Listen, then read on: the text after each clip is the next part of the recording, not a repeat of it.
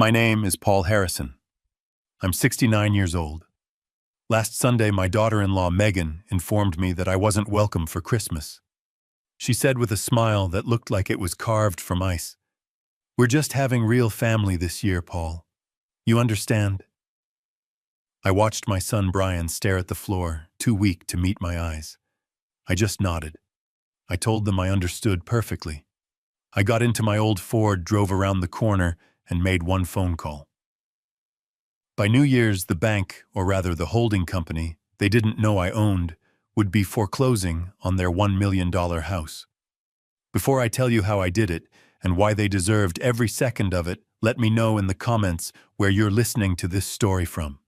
And if you've ever had to set a hard boundary with family who thought you were weak, hit that like and subscribe button. You won't want to miss how this ends. The engine of my 2014 Ford grumbled a little as I pulled into their driveway. It's an honest truck. Reliable?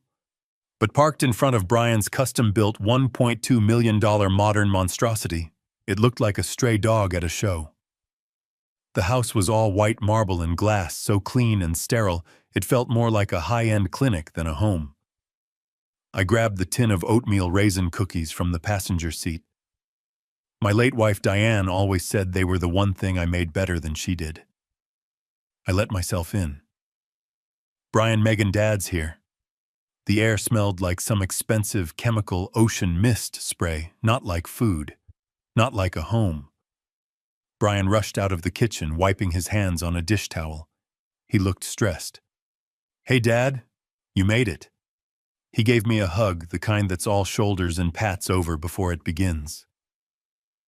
Megan was exactly where I expected to find her, sprawled on a white sofa that cost more than my first car, flipping through Vogue Living. She didn't look up. "Oh, Paul, you're here." Finally, she granted me a glance, her eyes immediately flicking to the cookie tin. "You brought cookies. How quaint." I sat on the chair. She didn't gesture to the one furthest from the fireplace. It was clear I was an interruption to her evening. So, I started trying to be cheerful, getting ready for the holidays. This opened the floodgates. Megan launched into a monologue. It wasn't about family. It was about logistics. It was a performance. "It's going to be perfect," she declared, tapping a pen against the magazine. "The caterers from L'Etoile are handling the food.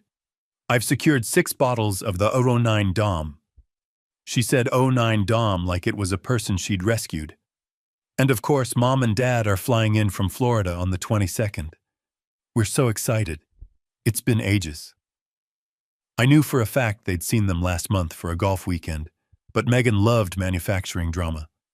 "We just want everything to be perfect for them. They're used to a certain standard, you know." I looked at Brian. He just nodded along, a little bobblehead in a $500 sweater. "It'll be great, Dad." Beverly and Richard, well, they're really looking forward to it. He said looking forward to, but his eyes screamed exhausted. He looked like a man drowning in his own life. Megan continued, oblivious. "The theme is winter white and gold. We're having a string quartet for the Christmas Eve dinner. Just something small and tasteful." I nodded, playing my part. The poor old dad. The simpleton. The man who wouldn't know Dom Perignon from ginger ale. This was the role they had assigned me, and for years I had played it perfectly. It was easier. It kept the peace. It let me observe. And I had been observing everything. When Megan finally paused for air, I asked my question. "It all sounds wonderful. What can I bring? Maybe my sweet potato casserole." "You always loved that, Brian." The air in the room didn't just get quiet. It died. Megan stopped tapping her pen. She set the magazine down slowly, deliberately. She looked at Brian. It was a sharp, quick glance, like a knife flicking open. My son, my 38-year-old son, immediately looked down at the floor. He became intensely interested in the grout between the marble tiles, as if it held the secrets of the universe. That's when I knew. "Paul," Megan began, and her voice shifted. It was that syrupy, patronizing tone she used when she was about to deliver an insult wrapped in a favor. About that, we talked it over. This meant she had decided. And this year we're doing something different, a little more private. I just watched her. With Mom and Dad flying all this way, so, she continued, we just want a really quiet, intimate Christmas. You understand? Just our immediate family. Immediate family. The words landed like stones. I, the man who had raised the man sitting right there, was not immediate family. I was, an optional extra. A second-tier relative. I kept my eyes locked on Brian. He wouldn't look up. Brian, I asked, my voice quiet.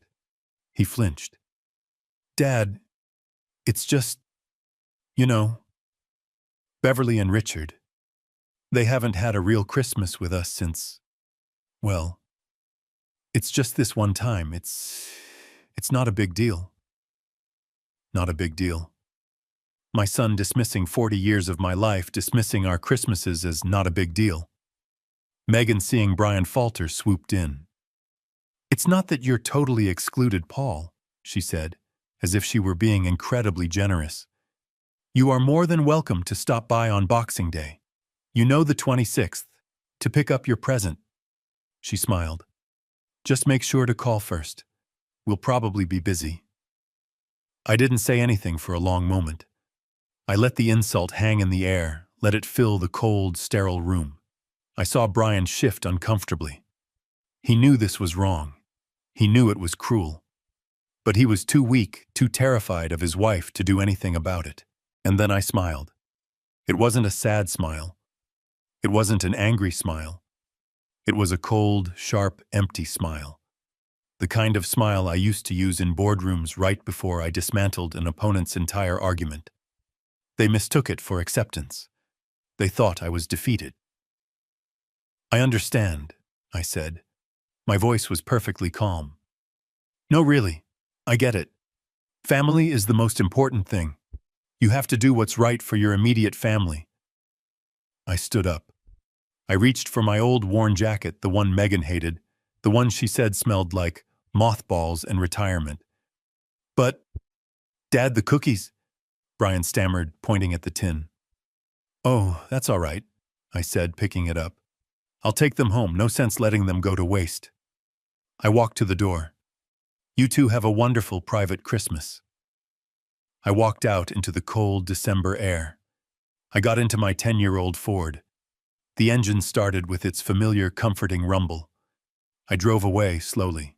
I could see Megan in the window, already back to her magazine, dismissing me from her life as easily as flipping a page. I drove 5 blocks. I turned a corner. I pulled over to the curb under the shadow of a leafless oak tree. The smile vanished. My face felt like it was carved from granite. I sat there for 1 full minute. The image of my son staring at the floor, too cowardly to defend his own father, burned into my mind. I picked up my phone. Not the simple flip phone I usually carried that was part of the act. I reached into the glove compartment and pulled out the encrypted smartphone. I scrolled to a single contact. It rang once. Peterson. His voice was as always clipped and professional. It's me, Paul. Paul, I was wondering when you'd call. How was dinner? Illuminating, I said. It's time.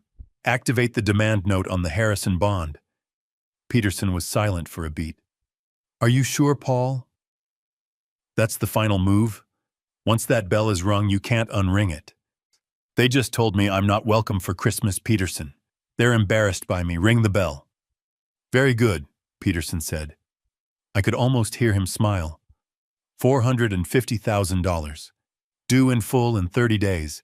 The notice will be served tomorrow morning. Thank you, I said. And Peterson, Merry Christmas. I hung up, put the car in gear, and drove home to my quiet apartment, feeling warmer than I had all night. I sat there in the truck, the engine's quiet rumble the only sound. The anger I felt was cold, not hot. It was the sharp, clean anger of a final calculation. My mind went back 5 years to the day Brian first brought her home. Megan. She wasn't from money, not really. Her parents, Richard and Beverly, were new money, the worst kind, obsessed with proving they had it. They lived in a gaudy McMansion in Florida and measured their worth by the brand names on their clothes. Megan learned that lesson well. From the moment she met Brian, she saw him not as a man, but as a project. A fixer-upper. He was a good, simple manager at a decent company. He was happy. He drove a reliable sedan. He lived in a comfortable condo. That wasn't good enough for her. First it was the car. His perfectly fine sedan didn't project success, so she pushed him into leasing a BMW he couldn't afford. The payments were crippling. Then it was the country club. All the important people are members, Brian. You have to network. Another $2,000 a month for a membership he barely used, just so she could post pictures from the pool. Then came the house. This glass and marble box. $1.2 million. Brian's salary, even as a manager, was stretched to the breaking point. I knew he was drowning. I could see the panic behind his eyes every time a bill came. He was working 60-hour weeks, not for a promotion, but just to tread water, just to keep up with the lifestyle she demanded. And my son Brian, he's a good kid. He was always a good kid, but he's weak in a way I never was. He craves approval. He thinks these shallow, materialistic people are better than him, better than us. He was so desperate for the love of this woman that he was willing to destroy himself financially to get it. And Megan. She didn't just dislike me. She despised me. I wasn't just an embarrassing old father-in-law. I was a threat to her brand. My old truck, my simple 2-bedroom apartment, my flannel shirts, my refusal to play the game. Every part of my existence was a reminder of the middle-class life she was clawing her way out of. She didn't want me around, reminding her and reminding Brian of a simpler, more honest way of living. She wasn't just ungrateful. She was an infection.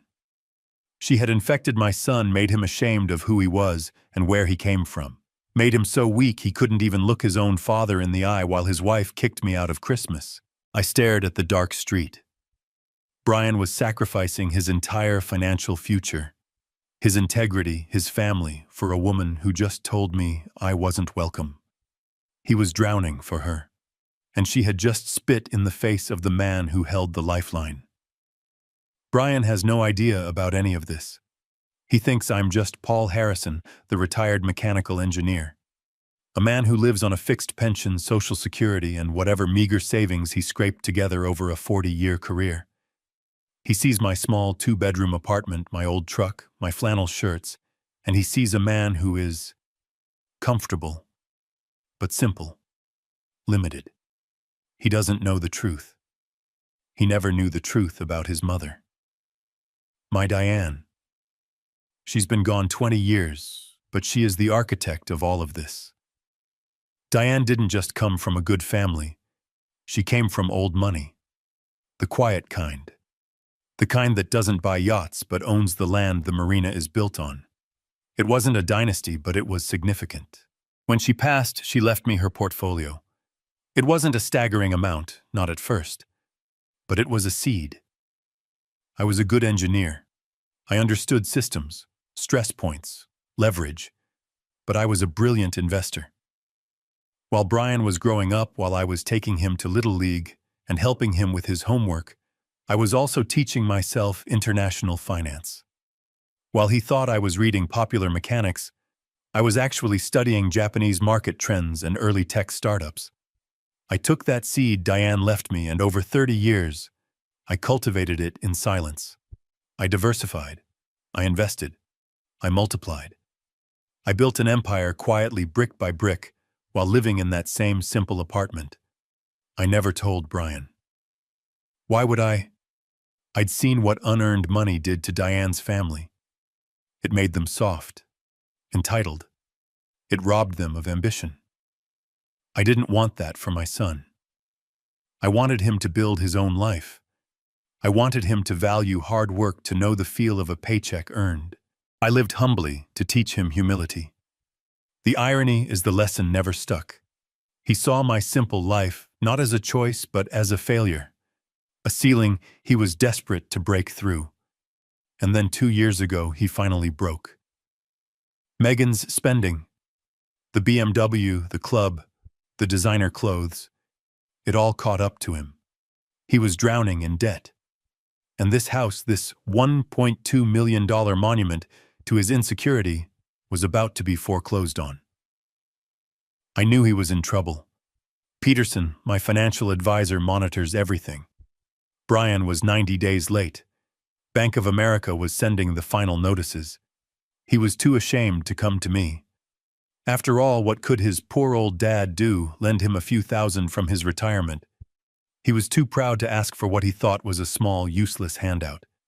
He never dreamed I could solve the whole problem. So I didn't offer. I didn't co-sign a new loan. I didn't write him a check. That would have been a bailout. It would have taught him nothing. It would have just been a reward for his weakness, for Megan's greed. I did something better. I did something smarter. I had Peterson draw up the papers. We created a new, completely anonymous LLC. I named it P&D Holdings, for Paul and Diane. It was our secret. P&D Holdings, this faceless entity, went to Bank of America. The bank was desperate to get this toxic, high-risk loan off its books. We didn't negotiate. We simply bought Brian's entire mortgage note in full. $450,000. Just like that, I became the bank. For the last 2 years, Brian and Megan have been writing their monthly mortgage check. They think it's going to Bank of America. They have no idea. Bank of America is just the servicer. They collect the check, take a small fee, and wire the rest of the money, their money, directly into an account at P&D Holdings. An account that I control. And the best part? The part that makes this whole thing a perfect closed loop of justice. I haven't even been keeping the money. Peterson has standing instructions. Every dollar they've paid me, every single cent of their principal and interest for 24 months has been rerouted. It's been funneled directly into a separate, locked trust fund. A fund I established for the grandchild I hoped they would one day have.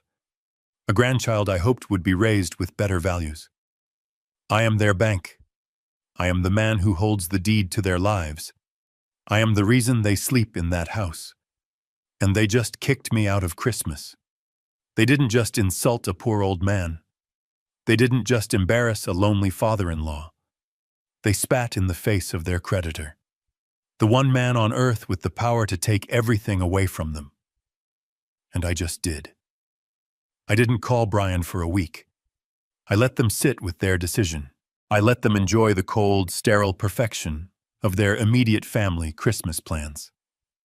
I imagined Megan was busy, probably ordering gold leaf napkins and complaining to the caterer that the champagne wasn't the right vintage. Let them. Let them build their perfect, shallow little snow globe. I, on the other hand, went to my workshop. This is my real home. Not the quiet apartment, but this dusty, cluttered garage space I rent downtown. It smells of cedar and sawdust and old oil. It's the only place I feel completely like myself. It's where I think. I didn't pace, I didn't worry, I worked. I had a new project. A grandfather clock. It's a complex piece. It requires patience. It requires precision. You can't rush it. Every gear, every tooth, every joint has to be perfect, measured to a fraction of a millimeter. If you're off by even a tiny margin, the whole mechanism fails. It won't keep time. So I focused. I spent that week measuring, cutting, and sanding a piece of solid cherry. I listened to the smooth rasp of the plane against the wood. I listened to the satisfying click as I tested the escapement mechanism. It was methodical. It was calm. And all the while I knew a piece of certified mail had been delivered to that $1.2 million house. I knew that somewhere across town, a legal-sized envelope was sitting on their marble countertop, ticking like a time bomb. I didn't need to call them. Their panic would call me. Megan wanted a quiet Christmas, just her real family. I was simply giving her a head start. Because I knew, with the certainty of a master craftsman, that by New Year's, her entire world was going to be anything but quiet. It was going to be loud and messy and very, very real. So I let the silence stretch. I let the pressure build. I finished sanding the main housing for the clock, the wood smooth as glass under my hands. I was just waiting for the phone to ring, and I knew it would.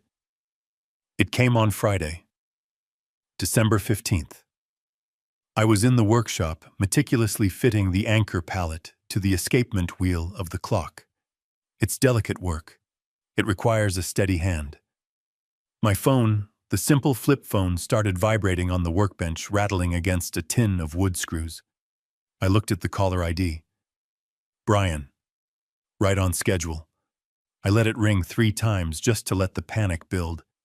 Then I picked up, wiping a bit of sawdust from my hands. Hey son, how are you? Dad. Dad. His voice was a full octave higher than usual. He was breathless, on the verge of tears. He sounded like he was hyperventilating. Brian, what's wrong? Slow down. I can't slow down. Dad, something terrible happened. I got a letter, a registered letter, from some law firm. I put the pallet down carefully. A law firm? What about the house, Dad? The mortgage. He was almost screaming now. They're saying they're calling the note.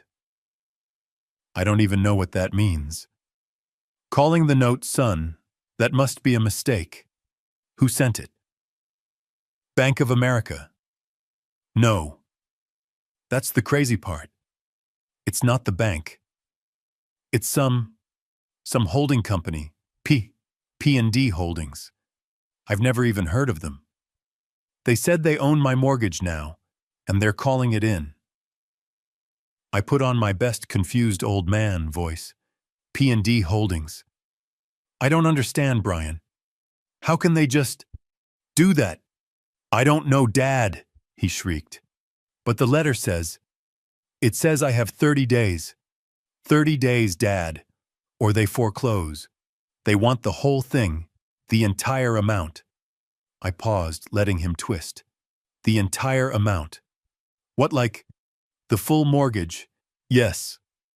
$450,000 by January 15th. Where am I supposed to get $450,000? We're going to lose the house and we're going to be on the street. I heard a muffled sound, like he was covering the phone, but I could still hear Megan's voice, sharp and hysterical, in the background. What do you mean you don't know? Call the bank. Call someone, Brian, fix it. He came back on the line, his voice a choked whisper. Dad, Megan, she's losing her mind. She's supposed to be finalizing the catering for the Christmas Eve party. Now this. Dad, she's going to kill me. My God, son, I said, injecting just the right amount of useless sympathy. That's terrible. I wish I could help, I truly do, but $450,000. You know I don't have that kind of money.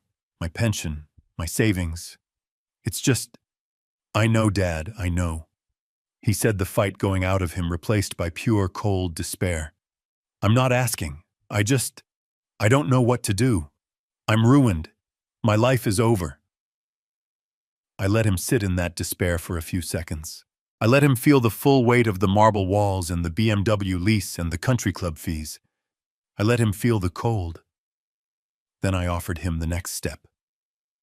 Brian, I said, as if an idea had just struck me. What about Megan's parents, Richard and Beverly? What about them? He sniffed. Well, they're flying up for Christmas. They always seem so well off. They're family, right? Have you talked to them? Maybe they could, help? There was a long silence on his end. I could hear him processing it. I don't know, Dad. He said, his voice small. Ask them for money after we just, excluded you for them. God, this is a nightmare. Son, I said, my voice firm but kind. You're about to lose your home. Megan is about to lose her perfect house. I don't think you have time to worry about pride. You don't have a choice. He took a shaky breath. Yeah, you're right. I have to call them. Maybe they can co-sign something. Or something. I have to try, oh God. Okay, I'll call them. I'll call you back, Dad. He hung up. I placed the flip phone back on the workbench. I picked up the palette and the escapement wheel. I held them up to the light, checking the alignment. Perfect. I went back to work on my clock, whistling softly. The trap was set. The bait was taken. And now I was about to sick the other rats on each other. I held the phone to my ear, listening to my son's world tear apart at the seams. I had to force my voice to sound shaky, to inject a note of elderly confusion. What was that, Brian? $450,000. I made sure to sound incredulous, like the number was too big for my simple retired mind to even comprehend. Yes. Dad, are you listening? 450,000, they want it all. The letter says it's from some P&D Holdings. I've never heard of them. I let a beat of silence pass as if I were struggling to remember. P&D. That doesn't make any sense. Son, that has to be a mistake. A scam, maybe. You've been paying Bank of America every month, haven't you? You've never missed a payment. That last part was a beautiful bit of salt in the wound. I knew he hadn't. I'd been collecting the checks. Of course I've paid. It doesn't matter, he yelled, and I could hear the sharp, hysterical edge in his voice. The letter says, the bondholder has demanded payment in full. It says they have the right. Dad, I'm going to lose the house.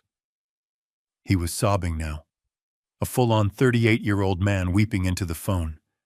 Megan. God, Megan is going to kill me. She's in the other room finalizing the catering for the Christmas Eve party.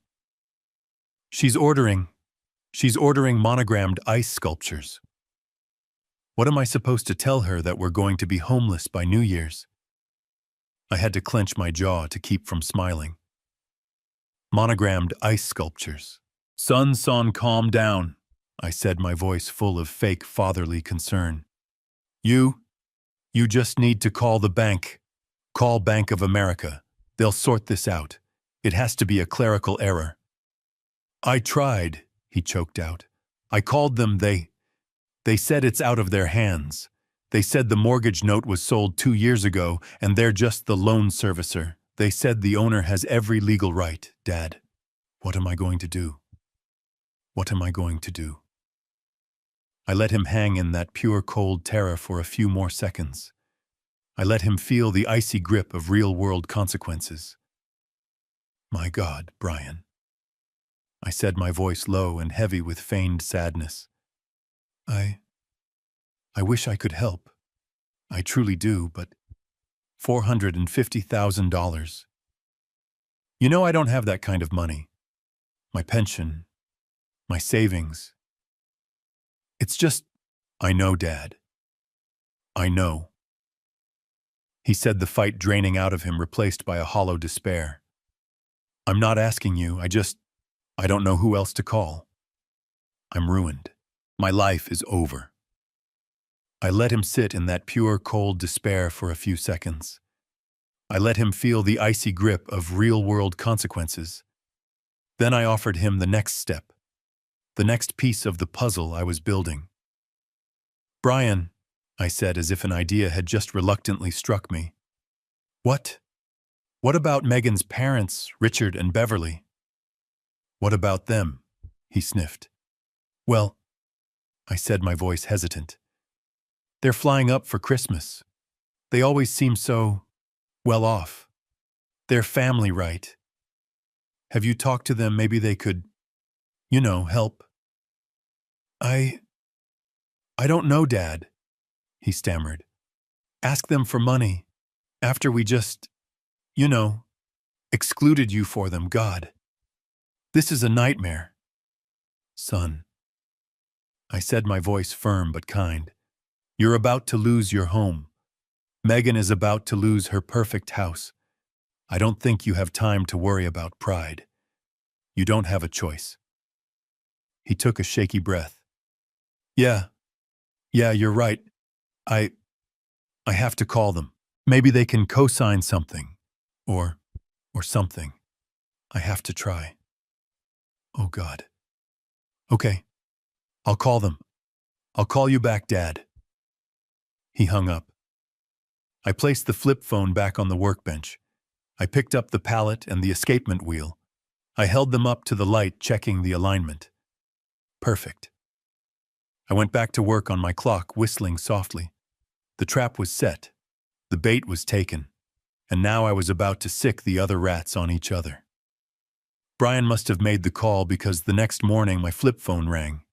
It was just after 9. I was in my workshop calibrating the weights for the grandfather clock. The number on the screen was one I didn't recognize. It was a Florida area code. I let it ring twice, then picked up. Hello!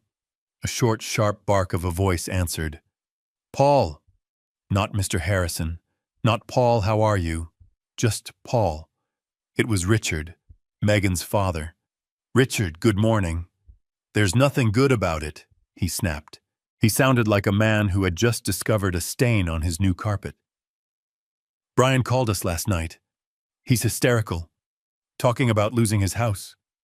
He has a problem.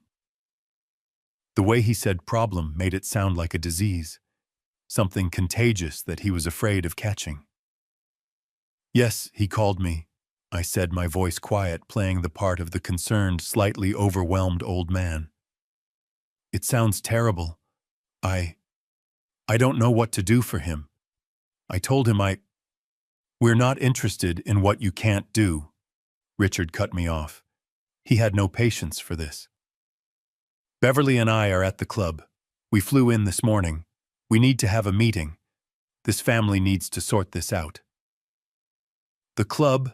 I asked, feigning confusion. The country club, he said, as if I were an idiot. Our son-in-law is a member. We're here as his guests. 1 o'clock, in the grill room. We'll discuss Brian's issue. It wasn't an invitation. It was a summons. He was calling me to the principal's office. Oh, I said. Yes, of course. The country club, 1 o'clock. I'll be there, Richard. Is Brian okay? He's a mess, Richard said with pure disgust. We'll see you at 1. Don't be late.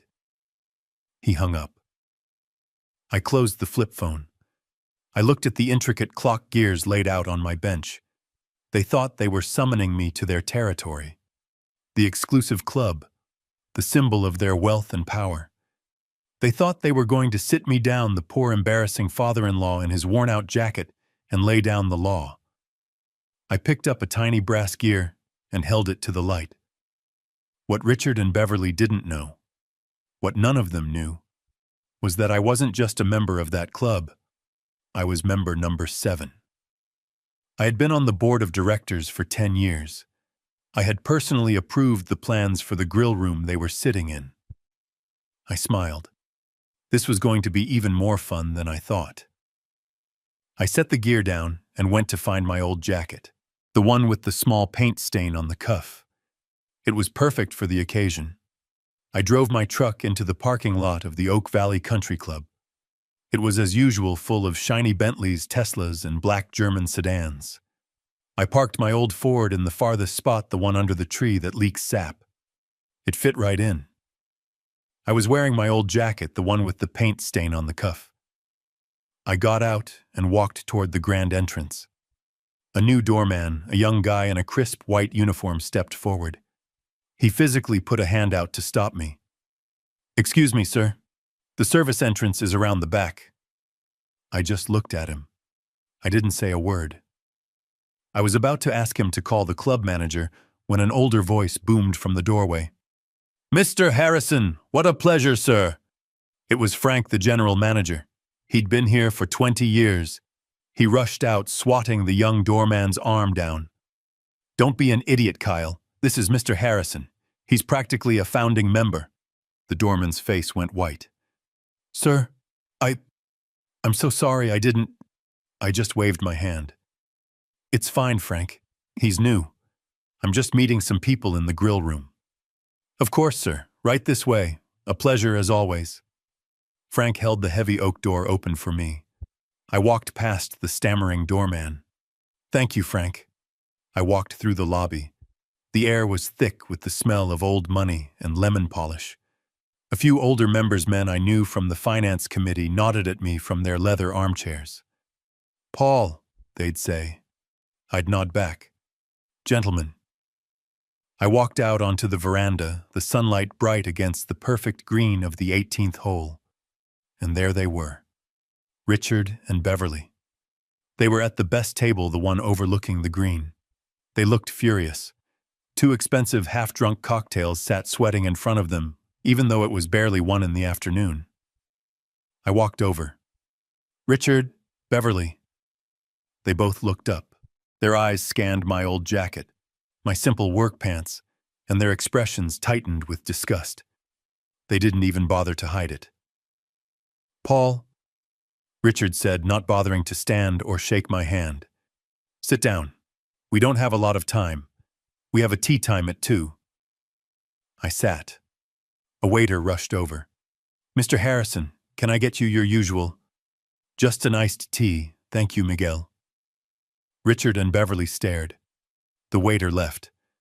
Beverly spoke first, her voice as brittle as thin ice. "Paul, thank you for coming." Her tone made it clear she was anything but thankful. "This situation, it's completely unacceptable." She took a long, angry sip of her brightly colored drink. "My daughter," she continued, "is a wreck. She has been crying for 2 days. That beautiful Christmas Eve party she had planned canceled. She's humiliated. All her friends are asking what's wrong." I just nodded my face, a mask of mild concern. "It is a terrible situation, Beverly. Terrible. He promised her a certain life," Beverly said, jabbing a manicured finger at the table. "He promised her stability. And now, this. He's irresponsible. He's unstable. He is ruining her future." His future, I thought. He is ruining her future. Interesting. Richard leaned forward, placing his thick, bee-ringed hands on the table. He was the one who fancied himself the deal-maker, the closer. "All right, let's cut the crap, Paul," he said, his voice low and dismissive. "We're not here to cry about it.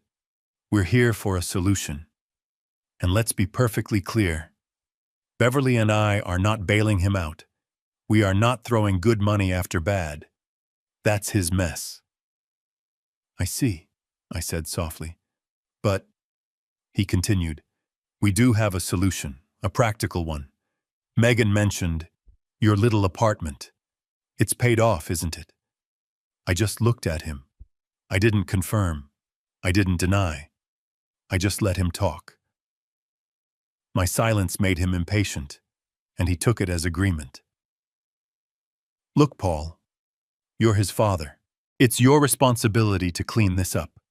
The right thing to do, the only thing to do, is to sell that apartment. Liquidate it. Immediately. Give the money to Brian and Megan so they can pay off this holding company and get on with their lives." I just stared at them. My mind flashed to the home I had shared with Diane, the kitchen where we raised Brian, the walls that held every good memory I had. Sell it. Beverly chimed in, her voice suddenly softening into that fake, syrupy concern that was even more insulting than her anger. "And it's really what's best for you too, Paul," she said, trying to pat my hand. I moved it just in time to pick up my iced tea. "You're getting older. You're, nearly 70. You shouldn't be living alone in that big place anyway. It's a burden. What if you fall?" Richard nodded, jumping back in. She's right. You sell the apartment, you give them the cash. With what's left over, you can get a nice clean room at Sunset Meadows or one of those assisted living facilities. You'll be looked after. They'll have nurses. They'll, you know, handle your meals. It's the perfect solution for everyone. They had it all figured out. My eviction, my relocation to a nursing home, my future decided for me over cocktails before their 2 o'clock tea time. I felt that cold, sharp anger building in my chest. But on my face, I just showed confusion. I let my mouth hang open slightly. Sell my home, I stammered, playing my part perfectly. Beverly sighed, exasperated as if talking to a difficult child. Paul, don't be dramatic. It's just a building. Your son's life is at stake. I was about to reply. I was about to tell them what I thought of their solution.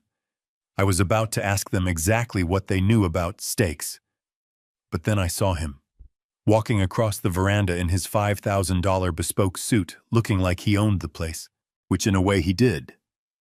Right on time. I was about to answer. I was about to look Beverly right in her cold, arrogant eyes and ask her very slowly what exactly she knew about burdens. I was about to ask Richard how he defined responsibility. I was about to let the first crack appear in my poor old dad facade. But then I saw him. He was walking across the veranda, moving past the putting green with a quiet authority that made the other members sit up a little straighter. It was Peterson, my lawyer, my advisor, the man who had managed my portfolio for 30 years. He was wearing a custom-tailored dark navy suit that I knew for a fact cost $5,000. His silver hair was perfectly cut. His shoes shined with a deep, rich luster. He looked like what he was, a man who managed billions, a man who presidents had on speed dial. He spotted me, and he smiled, a genuine warm smile. He strode directly to our table. Richard and Beverly, sensing a man of this stature approaching, immediately changed their posture. They sat up, pulling their napkins from their laps, their faces shifting into greedy, hopeful smiles. They were expecting to be introduced. They were expecting to network. Peterson ignored them completely. His eyes were only on me. Paul, he said, his voice full of energy.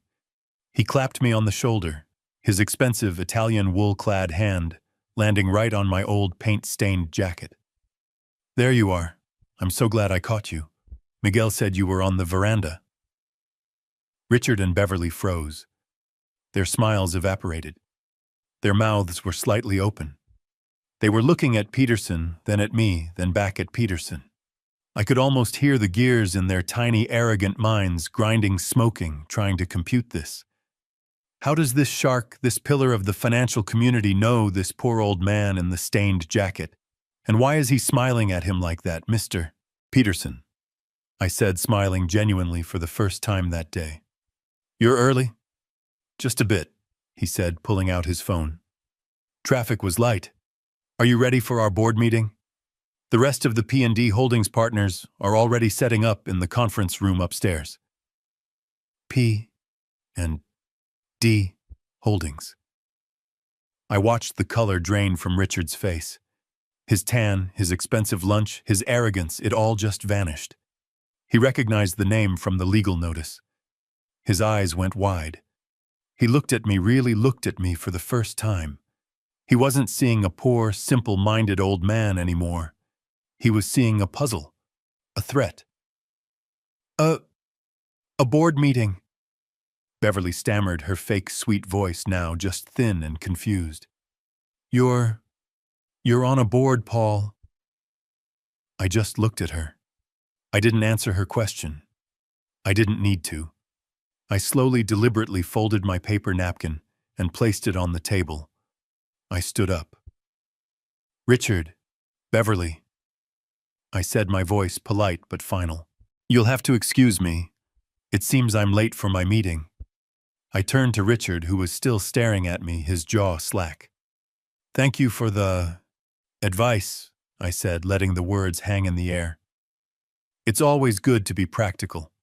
Selling off assets, relocating, those are all very drastic solutions. One should only do that when they have absolutely no other choice. Wouldn't you agree? Richard just stared. He couldn't speak. I turned to Peterson. "Shall we go?" "After you, Paul," he said. And I walked away.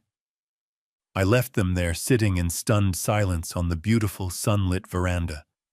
I left them with their half-drunk $15 cocktails and their $500 lunch bill. I left them with the smoking ruin of their entire worldview. As we walked into the clubhouse, Peterson leaned in his voice a low whisper. "How did it go, Paul?" I just smiled. "I believe," I said, "that the fish are finally starting to question the bait." Richard and Beverly were frozen. They looked at me in my stained jacket, then at Peterson in his $5,000 suit, then back at me. I could see the frantic calculations in their eyes. The two images didn't connect. It was impossible. Richard's voice was a dry croak. A board meeting. You're on a board, Paul." Beverly just stared, her mouth slightly open, her cocktail glass halfway to her lips. "Oh," I said, as if it were nothing. "Yes, just the quarterly review for P&D Holdings. We're using the private conference room upstairs. You know how these things are. Lots of numbers." I let the name just hang in the air. P&D Holdings. I watched Richard's face. The color drained from it. He recognized the name from the legal notice, the name on the letter that was threatening to take his daughter's house. He looked at me, really looked at me, and his confusion turned into something new, something that looked a lot like fear. "Well," I said, placing my napkin on the table, "it was illuminating to speak with you both. Richard, Beverly." Peterson held the door open for me. "After you, Paul." I walked away, leaving them stewing in their shock. I didn't look back. I didn't need to. The second piece of the trap had just snapped shut.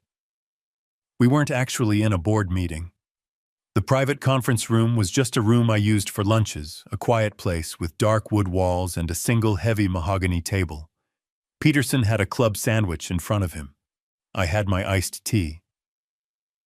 "Well," Peterson said, taking a precise bite, "that was a satisfying little piece of theater." Richard's face looked like he'd swallowed his golf ball. "So, the 30-day clock is ticking. What's next, Paul?"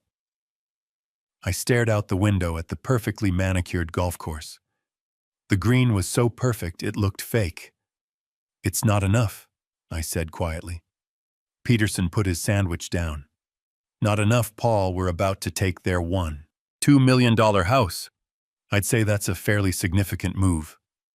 I shook my head. "That's just a consequence. It's leverage. It's not the point." I turned to face him. "They kicked me out of Christmas." Peterson frowned. "Yes, I understood that. It was cruel. It was the trigger." "No," I said, leaning forward. "You're missing the why. It's too personal. It's too vindictive. Think about it. Megan is greedy. She's a snob, but she's not stupid. Why would she risk antagonizing me? Why would she push Brian to cut me out, especially when they are so financially overextended? It doesn't make sense." I traced a water ring on the table with my finger. "If anything, this is the time she should be nice to the poor old dad, just in case I have a few $1,000s in my retirement account she can squeeze out of me. This isn't just arrogance, Peterson. This is desperation." I looked my old friend in the eye. She didn't just exclude me from a party. She's trying to erase me. She needed me gone. Not just from the house, but from Brian's life. Why? What is she afraid I'll see? What is she planning that she needs me completely out of the picture for? Peterson's eyes sharpened. He understood. "You think there's something else?" I know there is, I said. This smells bad. It's not just about paying for a caterer. Megan's in some kind of trouble. The kind of trouble that makes you take insane risks. The kind of trouble that makes you sloppy. I pushed my iced tea away. I want to know what it is. I'm not just foreclosing on a loan. I'm protecting my son even if he's too blind to see he needs it. I want you to find out why she's so desperate. Dig. Dig into her finances, her personal life, her debts. I want to know what she's hiding. I want to know why she needed me out of that house on Christmas Day. Peterson took a slow sip of his water. That's a different level of engagement, Paul. That's not business. That's personal. She made it personal. I said, my voice flat and cold as steel. Find it. He nodded slowly. I'll put my best investigator on it. You'll have a report by the end of the week. Peterson's expression didn't change. He simply picked up his water glass and took a slow, methodical sip. He understood me perfectly. He had been my lawyer for 30 years. He knew that when I finally decided to move, I didn't make small moves. Understood, Paul, he said, setting the glass down. You're not just looking for leverage anymore. You're looking for the root. You want to know what's driving the desperation. I want to know what she's capable of, I corrected him. She's already shown me she's willing to throw me away. I want to know what else she's willing to do to my son to get what she wants. I want to know why. Peterson nodded, his face turning serious. I'll put my best man on it. He's a former federal agent. He's discreet. He's expensive. And he is ruthlessly thorough. He finds things people don't even know they've hidden. Good, I said, my voice flat and cold as steel. I want him. I want him on it now. I want a full report by Monday, whatever it costs. Peterson just gave a short nod. I'll make the call before I finish my lunch. Consider it done. He understood. This wasn't about money anymore. This was about finding the truth behind the betrayal, and that truth was about to become my weapon. The report arrived 3 days later. Peterson didn't send it by courier. He brought it himself. That's how I knew it was bad. He walked into my small apartment, the thick spiral-bound report looking absurdly out of place on my simple kitchen table. He wasn't smiling. Paul, he said, skipping the pleasantries, I didn't want to send this over email. You need to read this sitting down. It's that bad, I stated. It wasn't a question. It's worse than we thought, he said. It's not just snobbery, Paul. It's criminal. And it's desperate. He opened the report. The first tab was labeled Financials Megan Harrison. I thought I knew what I'd see.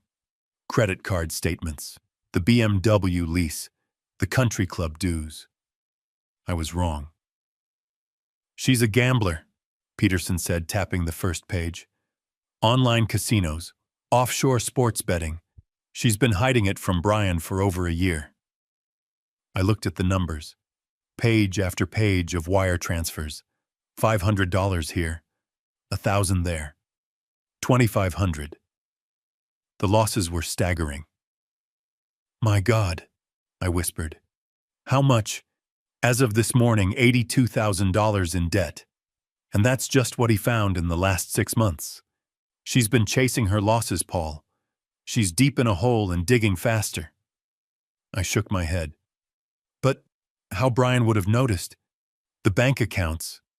She's been hiding the bank statements, Peterson said. And it gets worse. Look at Appendix B. I flipped to the back. My stomach clenched. Loan applications. High-interest predatory payday loans. That's Brian's signature, I said, my voice hollow. No, Peterson corrected me. It's a very good forgery, but it's not his. She's been taking out loans in his name to fund her habit. She's not just desperate, Paul. She's committing identity theft. She's facing real jail time, and she knows it. This explained the desperation. This explained the $1.2 million house. It wasn't just a home, it was collateral. But it didn't explain Christmas. I turned the page. The next section was labeled Intercepted Communications. My investigator is thorough, Peterson said, a grim look on his face. He recovered deleted text messages between Megan and a contact, a jeweler in the city known for moving high-end items, no questions asked. I read the texts. My hands started to shake. Megan. I'll have them by the 26th. The old man will be gone for Christmas. How much for the full set? Contact. If they're authentic like you say. The full Swiss collection. 10 pieces. I can get you 150, maybe more. Megan, perfect. 150K. That pays off everything. He'll never even know they're gone. I felt the blood drain from my face. My father's watches. It was the only thing I had kept from my own father. A collection of 10 antique Swiss timepieces. I wasn't a collector, but he was. They were locked in my study safe. They were priceless to me. To her, they were $150,000. I flashed back to a conversation from a month ago. Megan looking at the framed photo of my father in my apartment. You know, Paul, she'd said, her voice dripping with that fake concern. Those old watches of your father's, you should really get them serviced. They must be getting rusty just sitting in a safe. It would be a wonderful Christmas surprise for Brian to see them working. Why don't you let me handle it? I know a wonderful appraiser. She wasn't just excluding me.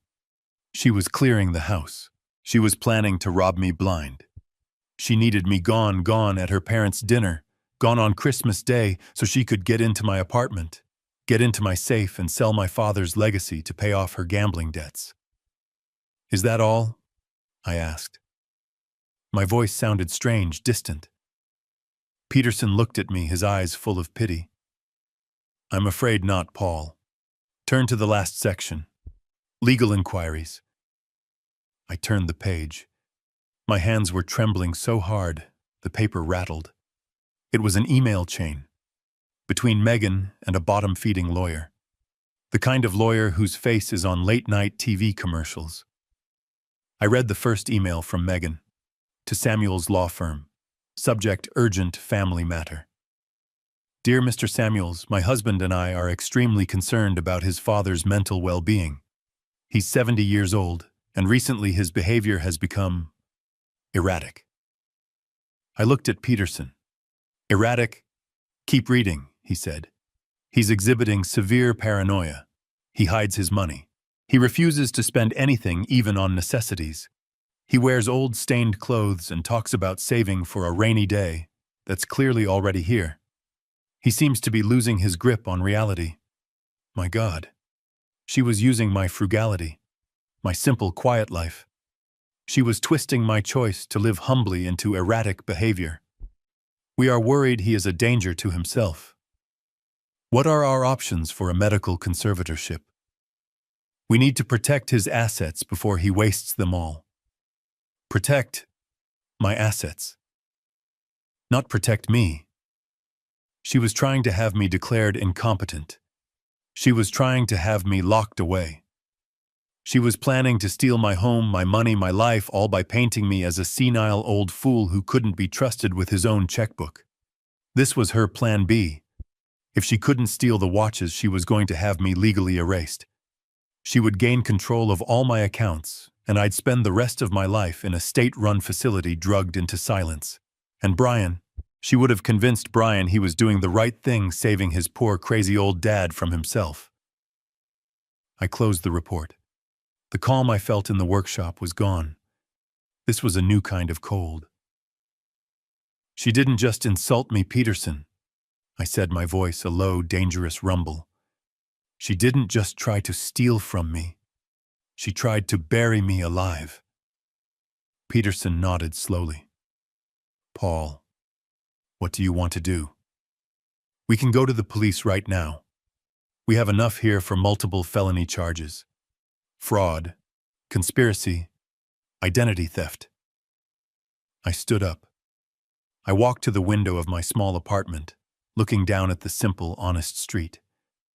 I thought of Brian, my weak, foolish son being led to slaughter by this viper. No, I said. Not the police, not yet. The police is an ending. I'm not ready for this to end. I turned to Peterson. She thinks I'm a confused old man. She thinks I'm a victim. She's about to find out just how incompetent I am. I picked up my phone. Call Brian. Tell him I need to see him. Here. Alone. Now. I held the report in my hands. The paper felt heavy like a slab of marble. This was no longer about a rude comment. It was no longer about being excluded from a holiday dinner. The small, petty insult of being uninvited from Christmas, that was just the symptom. This was the disease. $80,000 in gambling debts. Forging my son's name. A plan to steal my father's legacy, my one connection to him, and sell it for cash. And she was going to use Christmas Day, a day of family, as her cover to do it. And then, the final chilling piece. The lawyer. The emails. Erratic behavior. Paranoia. Losing his grip. Conservatorship. They weren't just trying to get me out of the party. They were trying to get me out of my life. They were planning to have me declared mentally incompetent, to have me put away, to lock me in some sterile state-run room where I would be drugged into silence while they drained every account I owned. They were planning to bury me alive. And my son, my weak, foolish son, he was going along with it. She was convincing him it was an act of love, protecting his assets. I felt a coldness spread through my chest, a calm, hard, and terrible clarity. The sadness I felt for Brian's weakness evaporated. The hurt I felt from their insults was gone. All that was left was the engineer. The man who saw a system that was broken, a structure that was rotten to its core, and knew it had to be torn down. This was not a family dispute anymore. This was a criminal conspiracy. Megan didn't just underestimate me. She had miscalculated. She thought I was a soft, simple old man, an obstacle she could just remove. She had no idea. She had no idea of the resources I commanded. She had no idea of the lines she had just crossed. She wanted to erase me. She wanted to declare me incompetent. I was about to show her just how competent I truly am. I picked up my phone. Not the encrypted one. The simple flip phone. The one Brian would recognize. I scrolled to his name. My thumb hovered over the call button. This was no longer about teaching them a lesson. This was about survival. I pressed the button. Call Brian. Tell him I need to see him. Here. Alone. Now. I picked up the simple flip phone from my workbench. The one he knew. My hand was perfectly steady. The anger I felt was so cold it had burned away any trace of weakness. I dialed his number. He picked up on the second ring, his voice still frantic from our last conversation. Dad. Did you call them? Did you talk to Richard and Beverly? What did they say? Can they help, Dad? He was babbling a flood of desperate questions. I cut him off. My voice was not the voice of the confused old man he'd spoken to an hour ago. It was low. It was flat. It was the voice I used in the boardroom when a multi-million-dollar deal was collapsing, and I was the only one who could fix it. The voice that didn't tolerate questions. Stop talking, Brian. The line went silent. He was so shocked by my tone he couldn't speak. Meet me at my apartment, I commanded. What now? Dad, I'm trying to figure out the... Right now, I said.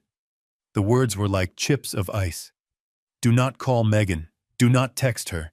You leave your house, you get in your car, and you come here, alone. Dad, what's wrong? You're scaring me.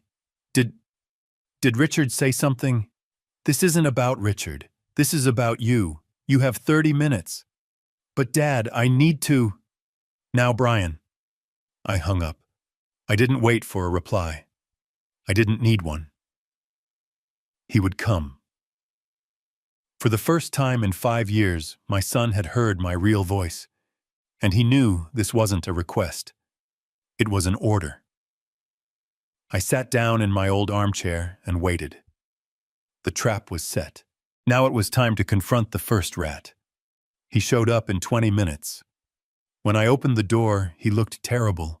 He was pale, his eyes were bloodshot, and his expensive sweater was on inside out. He stumbled into my apartment, his hands visibly shaking. "Dad!" He started, his voice cracking. "Dad, I just got off the phone with Richard. He said he saw you at the club." With Peterson, as in the Peterson, the lawyer, and he said something about P&D Holdings. The same name on the foreclosure letter. He was pacing my small living room, running his hands through his hair. "I don't understand. What's going on? How do you know those people?" Richard sounded scared. "Dad, what the hell is happening?" I didn't say anything. I just walked to my kitchen table where the thick, spiral-bound report was waiting. I placed it in front of him. "What's this, go?" he asked, his voice full of agitation.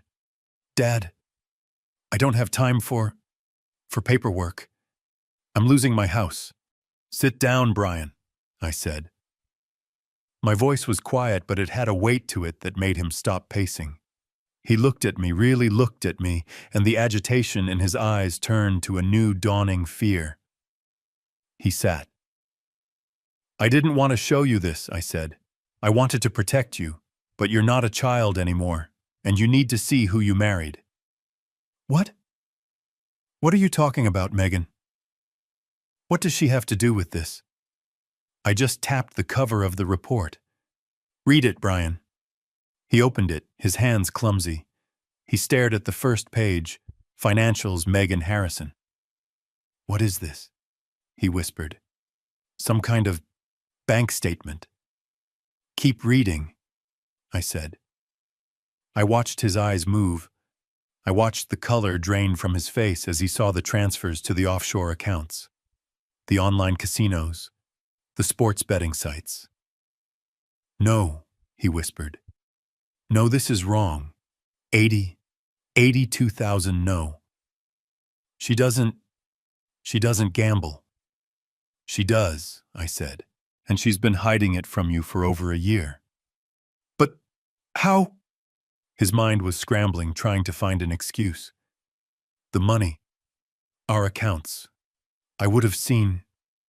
"Appendix B," I said, my voice flat. He fumbled with the pages, his hands shaking so much he tore one slightly. He found the appendix. He saw the loan applications, the high-interest predatory loans, and he saw his own signature at the bottom of each one. I never signed these," he stammered. "I never saw these." He looked up at me, his eyes wide with a horrifying understanding. "Oh God. Oh my God, she forged my name." I just nodded. She stole my identity. She's been funding her addiction with your future, Brian. That's the desperation you've been feeling. That's why she's been so frantic about money." He looked like he was going to be sick. He dropped his head into his hands. 80,000. Oh my God. This is why we're ruined." "No," I said. "That's not why you're ruined. Turn the page. Section 2. Intercepted communications." What more can there be?" he sobbed. "Read it." He lifted his head, his face a mask of grease and tears. He read the text messages between Megan and the black market jeweler.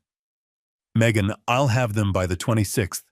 The old man will be gone for Christmas. How much for the full set? Contact 150K, maybe more." Brian frowned, confused. "Full set? What set? What is she? What watches?" He looked up, his eyes meeting mine. And I saw the moment the final terrible piece clicked into place. His eyes darted to the framed photo on my mantelpiece. The photo of my father, his father, standing proudly next to his locked display case. "Grandpa's watches," Brian whispered. The words were so quiet I could barely hear them. She was going to steal Grandpa's watches." He looked at me, his face crumbling. But why she? She told me they needed servicing. She said it would be a nice surprise for me, to get them fixed for Christmas. She needed you gone, Brian. I said, my voice hard. And she needed me gone. That's why I wasn't welcome. She was clearing the house so she could rob me blind, so she could sell your grandfather's legacy to pay off her bookie. No, no, no. He was rocking back and forth. No, she wouldn't. This isn't her. This isn't Megan. It is, son, I said. But that's not the worst part. He looked at me, that his eyes blank with trauma. What? The last section, legal inquiries. He couldn't even pick it up. I reached over, took the report, and opened it to the last page. I put it in front of him. The email chain. He read the words. Extremely concerned about his father's mental well-being. Behavior has become erratic. Paranoia. Losing his grip on reality. What are our options for a medical conservatorship? Protect his assets before he wastes them all. He read it once. Then he read it again, his lips moving silently. He didn't seem to understand. What? What is this? That, I said, is your wife. Emailing a lawyer, trying to have me declared legally insane. She was planning to have me committed, Brian. To put me in a state-run facility, drug me into a stupor, and take control of everything I own. I let the full weight of the truth land on him. She wasn't just stealing from me. She wasn't just insulting me. She was trying to bury me alive. And she was going to use you to do it. She was going to convince you it was an act of love. Brian just broke. He didn't just gasp. He made a deep choking sound like he'd been punched in the gut. He shot back from the table, knocking his chair over, and lunged for the small metal trash can I keep by my desk. He fell to his knees and just dry heaved. Nothing came up, but the sound was raw, agonizing. No, he choked out, spitting onto the floor. No, that's a lie. That's not true. He stayed on his knees, his body trembling, staring at the floor. She said, he stammered, his voice muffled. She said you were forgetting things. She said you left the stove on. I haven't used the stove in 6 months, Brian, I said. My voice was quiet. I used the microwave. She said you were wearing your jacket, inside out, and yelling at the mailman.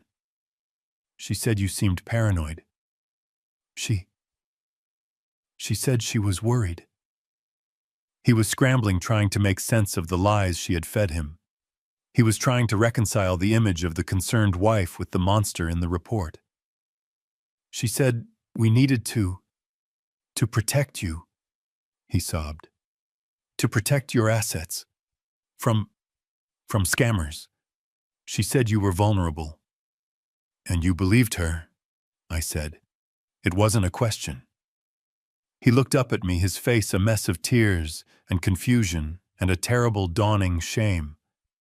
He crawled back to the table, grabbing the report with shaking hands. He read the email from Megan to the lawyer again. Erratic, paranoia, losing his grip, conservatorship. Oh God, he whispered. Oh God. She was using me. She was using my concern. She wasn't worried. She was planning. He finally understood. He finally saw that he was the tool. He was the key she was going to use to unlock my life and throw me away. He fell back against the wall, sliding down until he was sitting on the floor, the report clutched in his hand. I went with her, he confessed. The words were so quiet I barely heard them. What did you say, Sultan? I went with her. he said louder this time, his voice cracking open. To the lawyer last week. She said it was just to ask questions. Just to understand our options in case you got worse.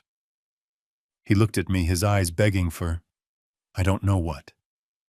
Forgiveness, absolution. I swear, Dad, I didn't think she would do anything. I thought we were being responsible. She had me convinced. She made me believe I was a good son. She made me believe I was protecting you. He slammed his fist against the floor, a weak, pathetic thud. What have I done? He whispered, not to me, but to the room, to the universe. Oh God, what have I done? I just stood there. I didn't move to comfort him. I didn't offer him a kind word. I just watched my son collapse under the weight of his own weakness. He had made his choice. Now he would live with it. It was December 28th. 3 days after the Christmas I wasn't invited to. I was sitting in Peterson's main conference room. This wasn't my simple apartment. This was a room designed to intimidate. It was on the 40th floor, with a single massive mahogany table that felt like it was carved from a single ancient tree. Floor-to-ceiling windows overlooked the entire city. I sat at the head of the table. I was still wearing my simple clothes khakis and a button-down shirt. But in this room, sitting in that chair, they didn't look old. They looked like a statement. To my right sat Peterson, looking impossibly sharp, a stack of spiral-bound reports in front of him. To my left sat Brian. He was a ghost. He looked like he hadn't slept in 3 days. He was just a hollow shell. His eyes red and empty, staring at the polished surface of the table. He had said maybe 10 words since he'd read the report. At exactly 2 o'clock, the heavy doors opened. Megan walked in first. She wasn't the hysterical, crying woman I imagined. She was a woman at war. She was wearing a red power suit that screamed lawyer. Her hair was pulled back so tightly it looked painful. Behind her were Richard and Beverly, looking smug and angry, like they were here to defend their daughter's honor. And with them was their lawyer, Mr. Samuels, the same man from the emails. He was a small, weasel-like man with a shiny suit and a briefcase he probably bought on sale. He was radiating a false, slimy confidence. They sat on the opposite side of the massive table. It felt like a battlefield. Megan didn't wait for introductions. She leaned forward, her eyes glittering with a venom I knew well. "All right, Paul," she snapped, her voice echoing in the large room. "I don't know what kind of pathetic little game you think you're playing, but it's over." Her lawyer Samuels cleared his throat and opened his cheap briefcase. "My clients, Mr. and Mrs. Harrison, are here as a courtesy. They are prepared to file a countersuit for harassment and intentional infliction of emotional distress regarding this fraudulent foreclosure notice." I just looked at them. I didn't say a word. I just let her talk. Megan mistook my silence for weakness, again. "And another thing," she said, her voice rising. "We are proceeding with the petition for a conservatorship. We have all the proof we need. Brian has signed the affidavit." Brian flinched as if he'd been slapped. "He agrees with me," she spat. "He agrees that you are no longer competent, that you are a danger to yourself. Your little stunt at the club, calling that lawyer." She sneered at Peterson, who just watched her, his face impassive. "That just proves our point. You're having paranoid delusions." She smiled, a thin, triumphant, ugly smile. "So here's the deal. You are going to sign over power of attorney to Brian. You are going to stop this nonsense with the house. And you are going to go quietly to the assisted living facility we've chosen for you. If you do that, we might consider dropping the countersuit." She sat back, crossing her arms. She thought she had won. She thought she had me cornered. I looked at Brian. He wouldn't meet my eyes. I looked at Peterson. He gave me a very slight, almost imperceptible nod. It was time. Megan didn't wait for Peterson to speak. She leaned forward, placing her perfectly manicured hands on the polished mahogany. She was the picture of an offended, powerful woman. "All right, Paul," she snapped, her voice sharp and echoing slightly in the large, quiet room. "I don't know what kind of pathetic little game you think you're playing, but it's over." I just watched her. I didn't move. I didn't even blink. Her lawyer Samuels cleared his throat, a small, wet sound.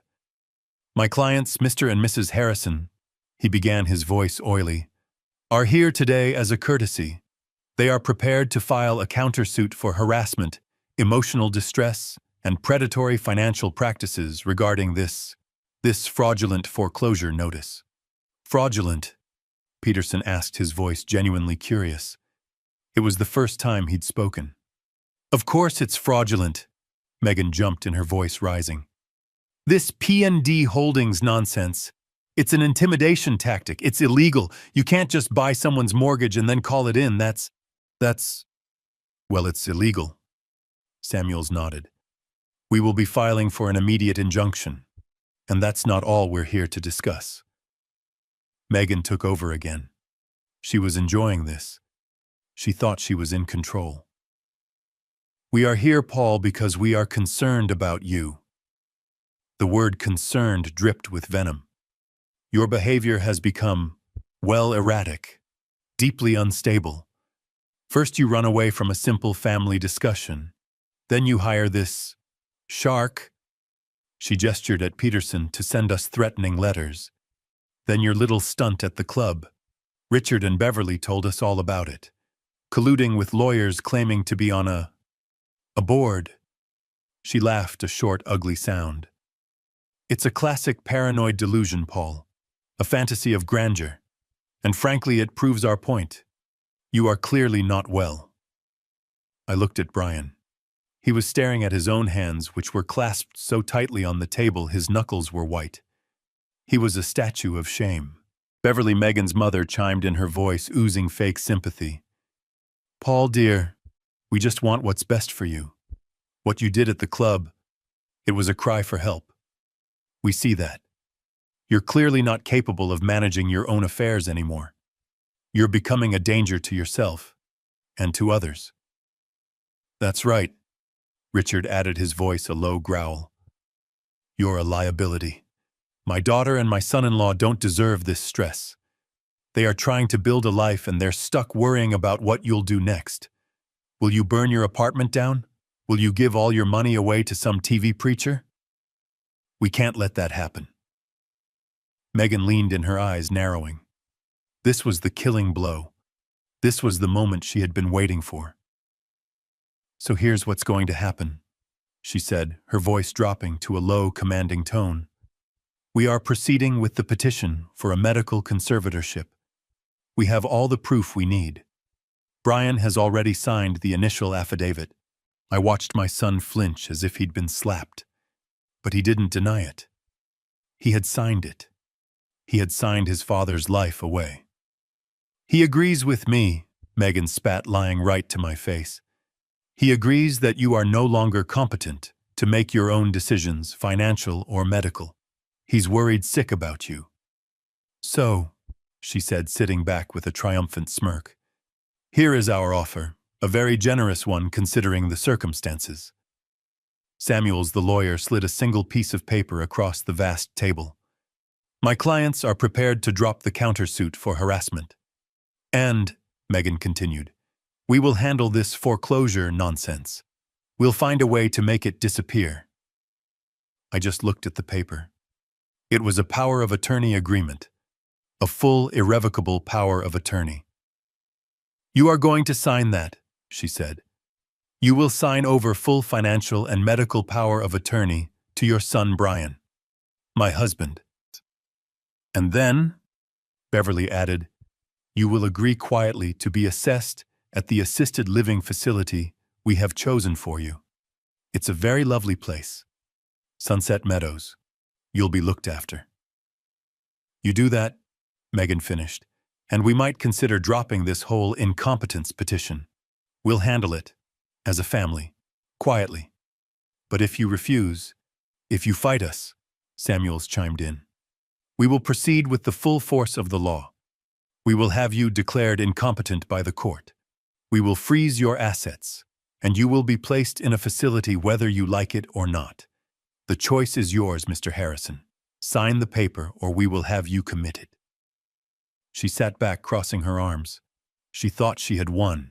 She had just laid out her entire criminal conspiracy right here in front of God, her parents, her broken husband, and my billion-dollar lawyer.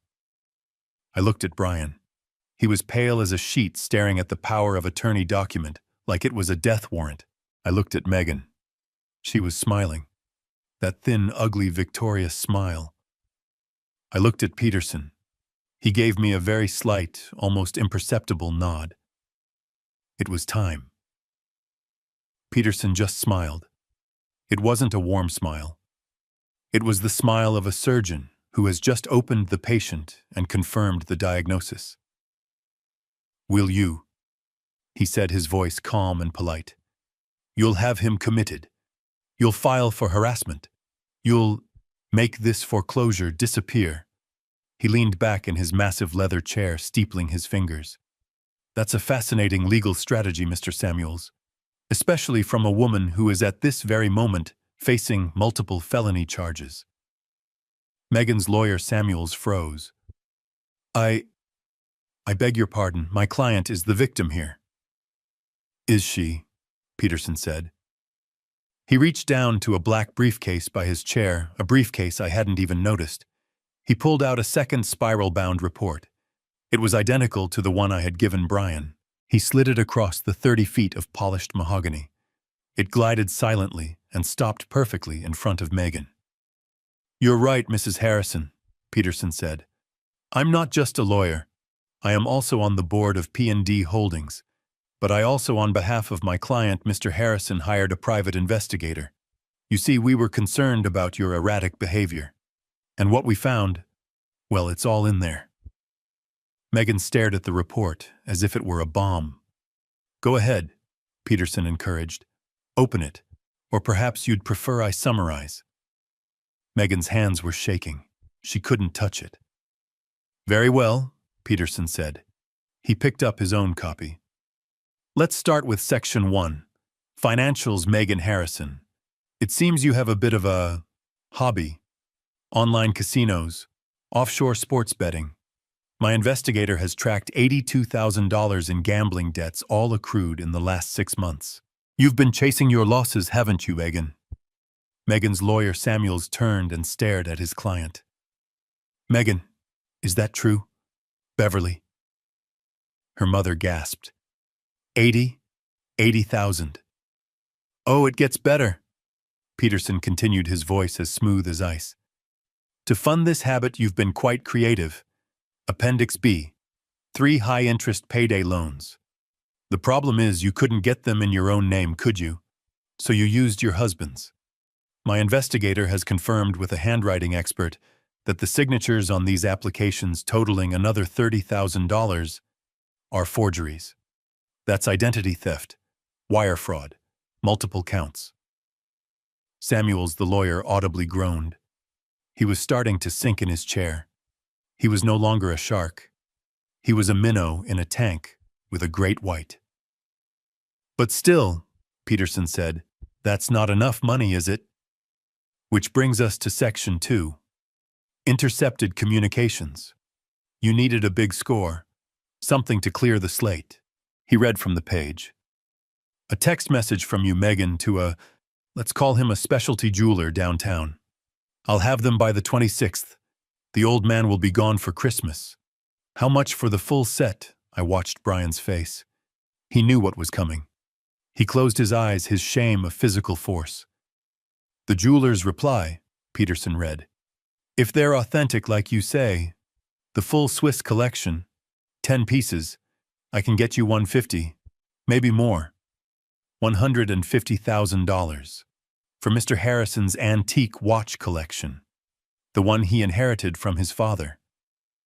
Your plan, it seems, was to use the Christmas holiday, the one you so cruelly excluded him from, as your cover to rob him blind."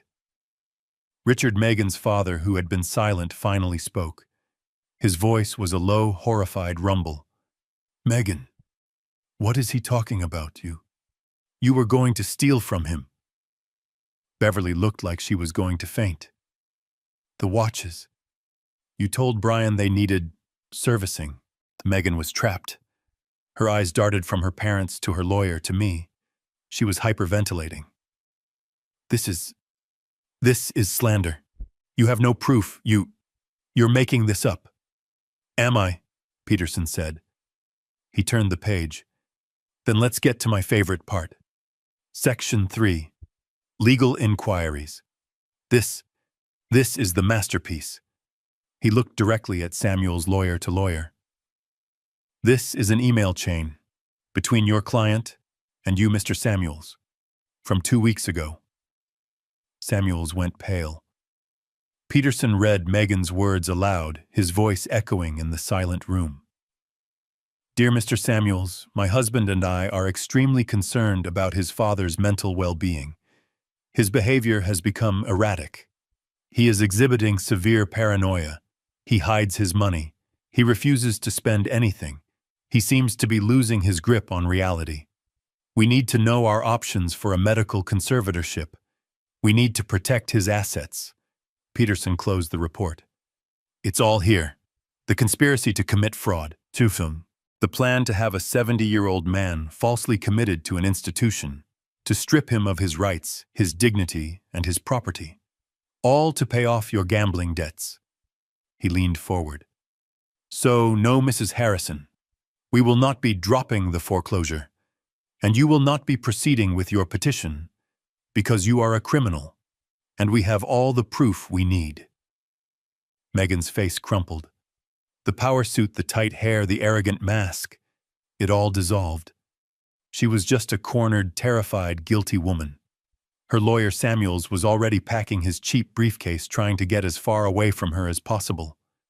Richard and Beverly just stared at their daughter. The silence was absolute. Finally, Richard spoke. His voice was no longer arrogant. It was just dead.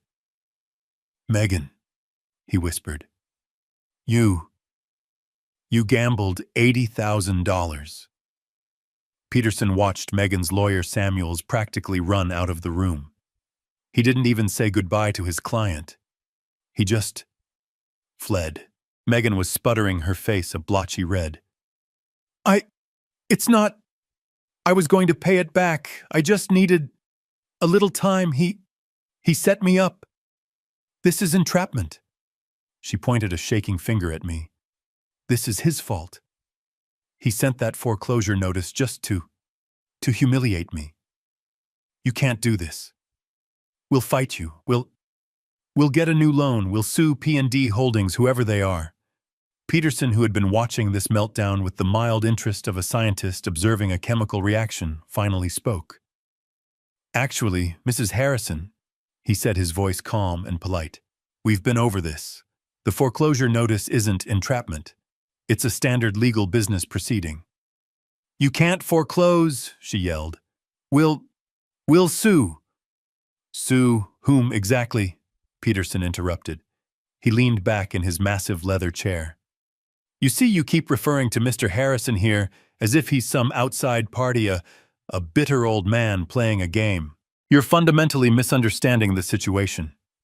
He leaned forward, steepling his fingers. "Mr. Harrison isn't threatening you with a foreclosure. He isn't trying to intimidate you." Peterson paused, letting the silence stretch, letting the weight of the moment build. "He owns you." Megan just stared. Her mouth opened, but no sound came out. "What? What did you say, P&D Holdings, Mrs. Harrison," Peterson said, as if explaining to a very slow child. "The holding company you've been cursing.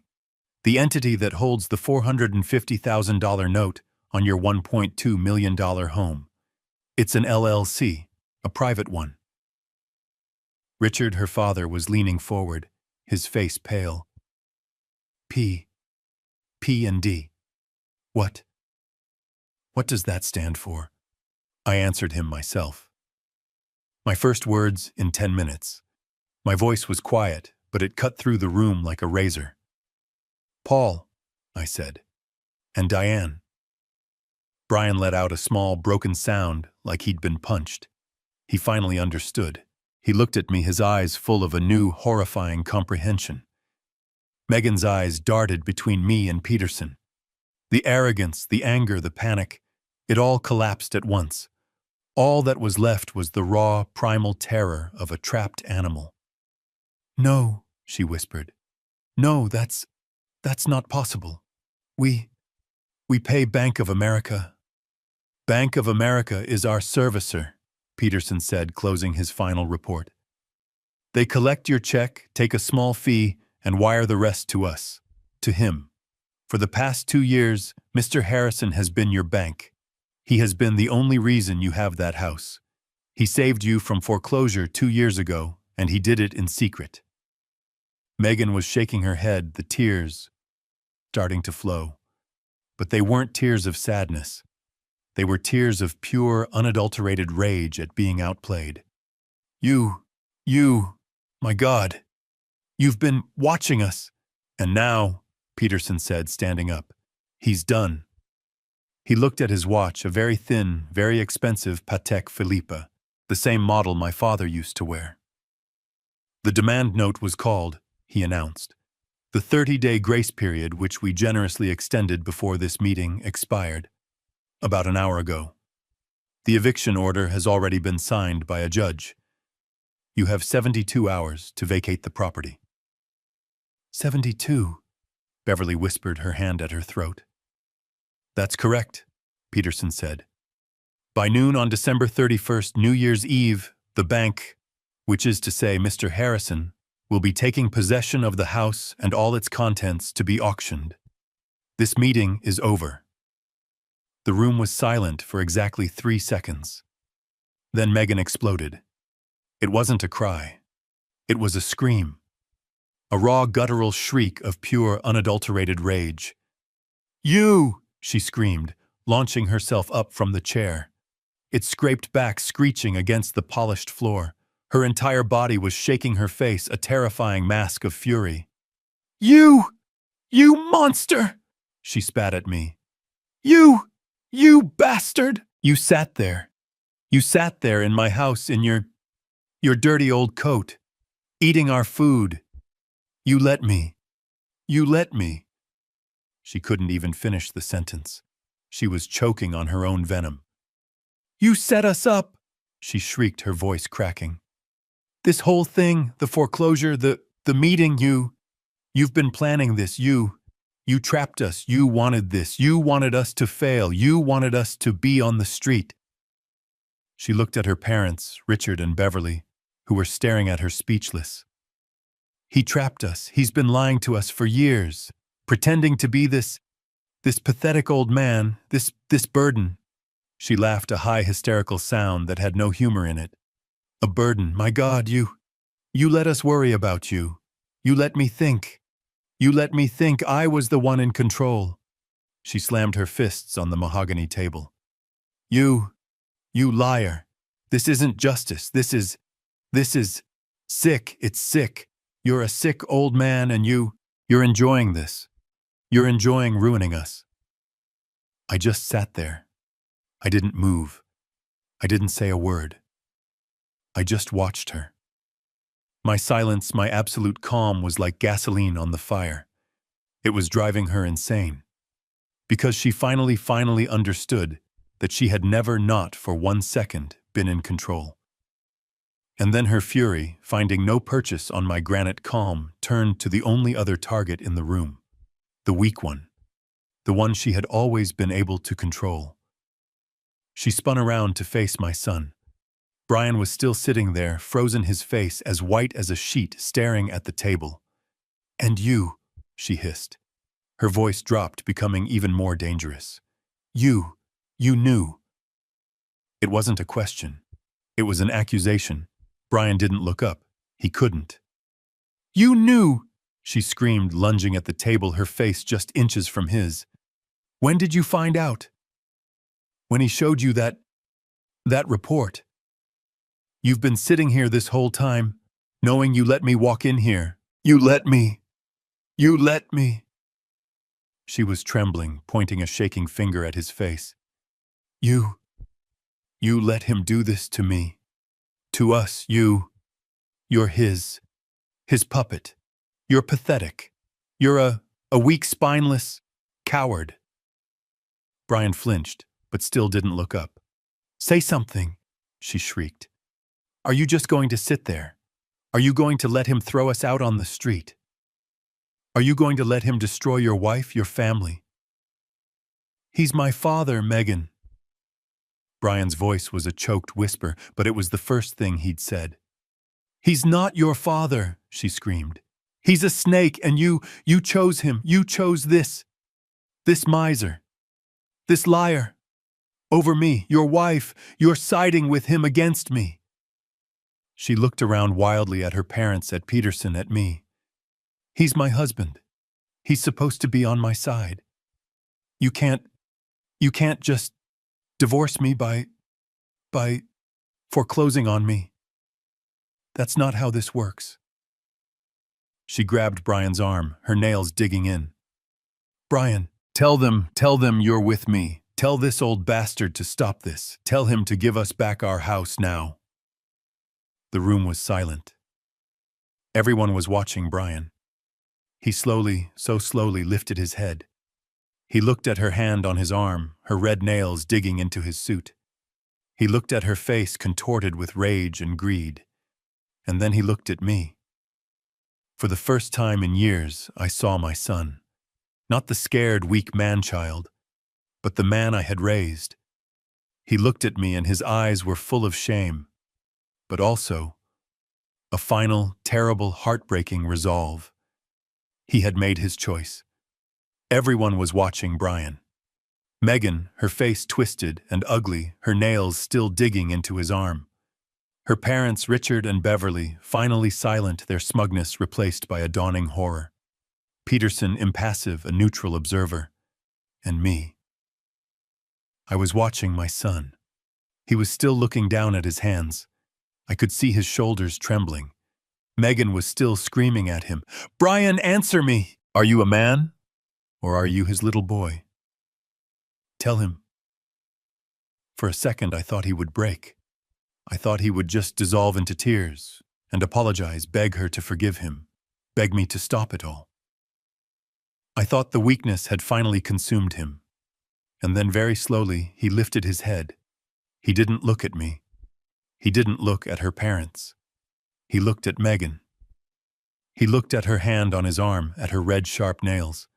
And with a calm, deliberate motion, he reached over with his other hand, unhooked her fingers one by one, and pushed her hand away.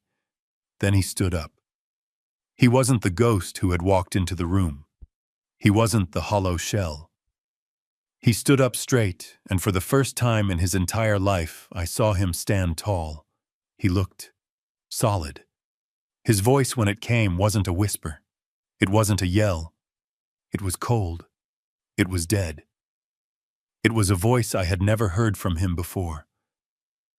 You lied to me, he said. Megan stopped. The hysteria froze on her face. What? What did you say to me? I said, Brian repeated, his voice level. You lied to me. For years. You've been lying to me every single day. Brian, baby, what are you talking about? She tried, her voice shifting instantly into that sweet, manipulative tone. He's put these ideas in your head. He's poisoning you against me. Can't you see what he's doing? Brian just shook his head, a slow, sad motion. No, Megan. He didn't have to poison me. You did. The report, I read the report. It's all true, isn't it? Report?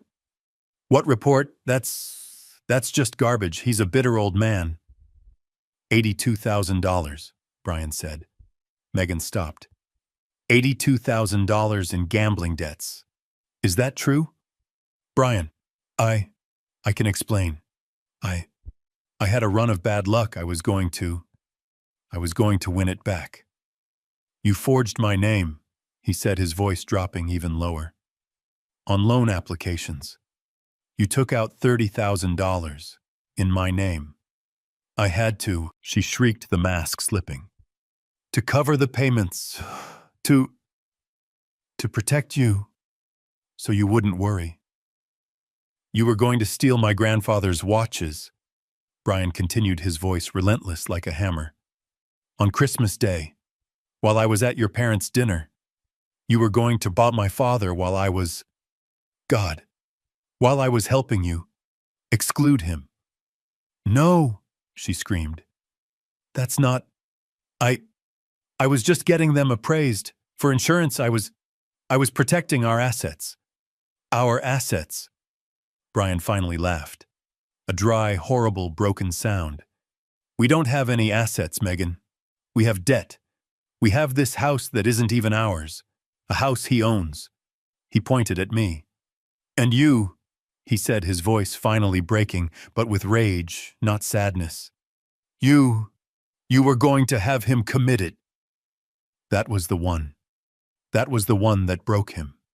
You sat next to me in his apartment. You held my hand. You told me he was paranoid. You told me he was getting worse. You made me sign that paper. You made me betray my own father. You were going to put him in a home so you could pay off your bookie.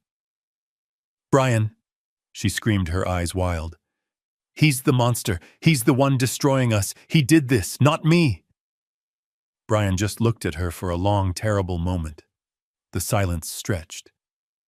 No, he said, his voice suddenly, finally, completely empty. He just held up a mirror. You destroyed us, Megan. You did. He took a step back from the table. He looked at her parents. He looked at me. I'm done, he whispered. Brian. Megan said, her voice suddenly small, suddenly scared. She saw it. She saw the change. Brian, what? What are you doing? He looked her dead in the eye. I'm filing for divorce. Brian's words just hung in the air. I'm filing for divorce. Megan's face went through 3 distinct phases in 2 seconds. First shock, then a pathetic, pleading look. Brian, no, baby, you don't mean that. And when she saw the dead, empty look in his eyes, her face hardened into something new. Pure reptilian hatred. The mask was gone. The performance was over. Fine, she hissed, her voice low and trembling with rage. You want a divorce? Fine. You think you can just walk away? You think he, she pointed a shaking finger at me, is going to protect you? You're a fool. She stood up, pulling her red suit jacket straight. She was trying to get her power back. You're not getting anything, Brian, she spat. I'm keeping the house. It's half mine. Community property. I'll take everything. I'll take half your salary. I'll take half your retirement. I will bleed you dry for this. You'll be living in his, she gestured at me with disgust, filthy little apartment while I'm redecorating my living room. I will take everything. She was panting, her eyes glittering with malice. Her parents, Richard and Beverly, were starting to nod, a little bit of their smugness returning. They thought they had found a new angle. They thought they still had leverage. They were wrong. Peterson, who had been watching this all unfold with quiet patience, finally spoke. He had a slight smile on his face. It was the smile of a chess player who had seen this move coming 10 steps ago. Well, he said, his voice cheerful, as if commenting on the weather. That's a very ambitious plan, Mrs. Harrison. Very ambitious. He leaned forward, steepling his fingers again. Just one small legal problem with your strategy. Megan glared at him. And what's that, you ambulance chasing? Peterson cut her off, his voice still polite but now lined with steel. Community property only applies to assets, Mrs. Harrison. It doesn't apply to debts that are being called in by the legal owner. He looked at his Patek Philippe watch. As I stated earlier, the 30-day grace period has expired. The eviction order has been signed by Judge Miller. The house, your house, will be seized by P&D Holdings, that is to say, by Mr. Harrison, at noon on January 1st. That's in 72 hours. He smiled. There is no house to take half of Mrs. Harrison. There is nothing to divide. You are both, as of this moment, tenants with an eviction notice. You have no assets. You only have debt.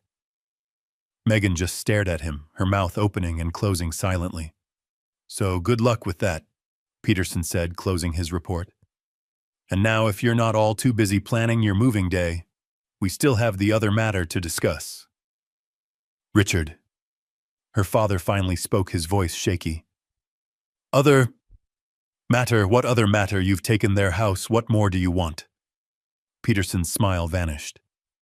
What I want, Mr. Richard, is irrelevant. What the law wants, however, is to discuss the multiple felony charges we are prepared to file. He tapped the second report. $82,000 in gambling debts. $30,000 in forged loans. That's wire fraud. Identity theft. And my personal favorite. He looked at Megan. Conspiracy to commit fraud and elder abuse based on a documented attempt to have Mr. Harrison here falsely declared incompetent for your own financial gain. That one carries significant prison time. He stood up, the meeting officially over. So you can stay and discuss a plea deal with my associate, or you can wait for the district attorney to contact you. Your choice. It was New Year's Eve, 10 o'clock at night. Outside my small apartment window, the city was alive. I could hear the distant pop of early fireworks and the faint sound of people cheering ringing in the new year. My apartment was quiet. I was in my old armchair reading a book on orbital mechanics. The grandfather clock I had just finished building stood in the corner, its pendulum swinging in a steady, calming rhythm. Tick, tock. I was at peace. I knew the eviction order had been executed at noon. I knew, as of this moment, that the $1.2 million glass box was no longer their home. It was an asset seized and sealed belonging to P&D Holdings.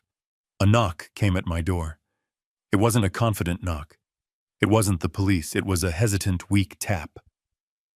Tap. Tap, tap. The sound of a ghost. The sound of someone who has no right to be there but has nowhere else to go. I put my book down, marking the page. I stood up, my joints cracking in the quiet. I walked to the door. I didn't need to look through the peephole. I knew who it was.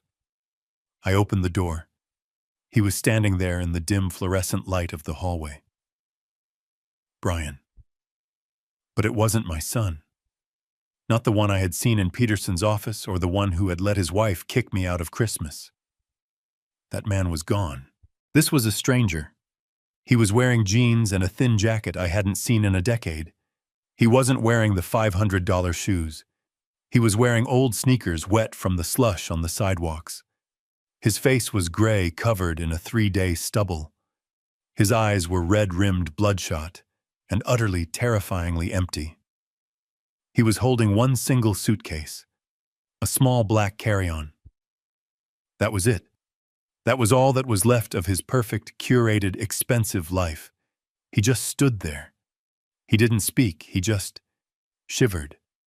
He looked past me into my small, warm, simple apartment.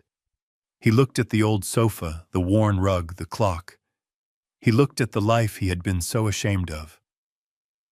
They came, he finally whispered. His voice was a dry, broken rattle. I didn't say anything.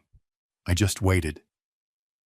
At noon, he said, his eyes still fixed on the clock. The marshals, with papers. They put a big red sticker on the door, Dad. A sticker. On the glass. They said we had 10 minutes. 10 minutes. To get one bag. He took a shaky breath. Megan. She went insane. She started screaming. She threw a vase. She hit me. She said it was all my fault. He looked down at his hands. She called her parents. I heard her. pleading, then screaming, then just silence. I think they hung up on her. I think they blocked her calls. He finally looked at me, his eyes overflowing.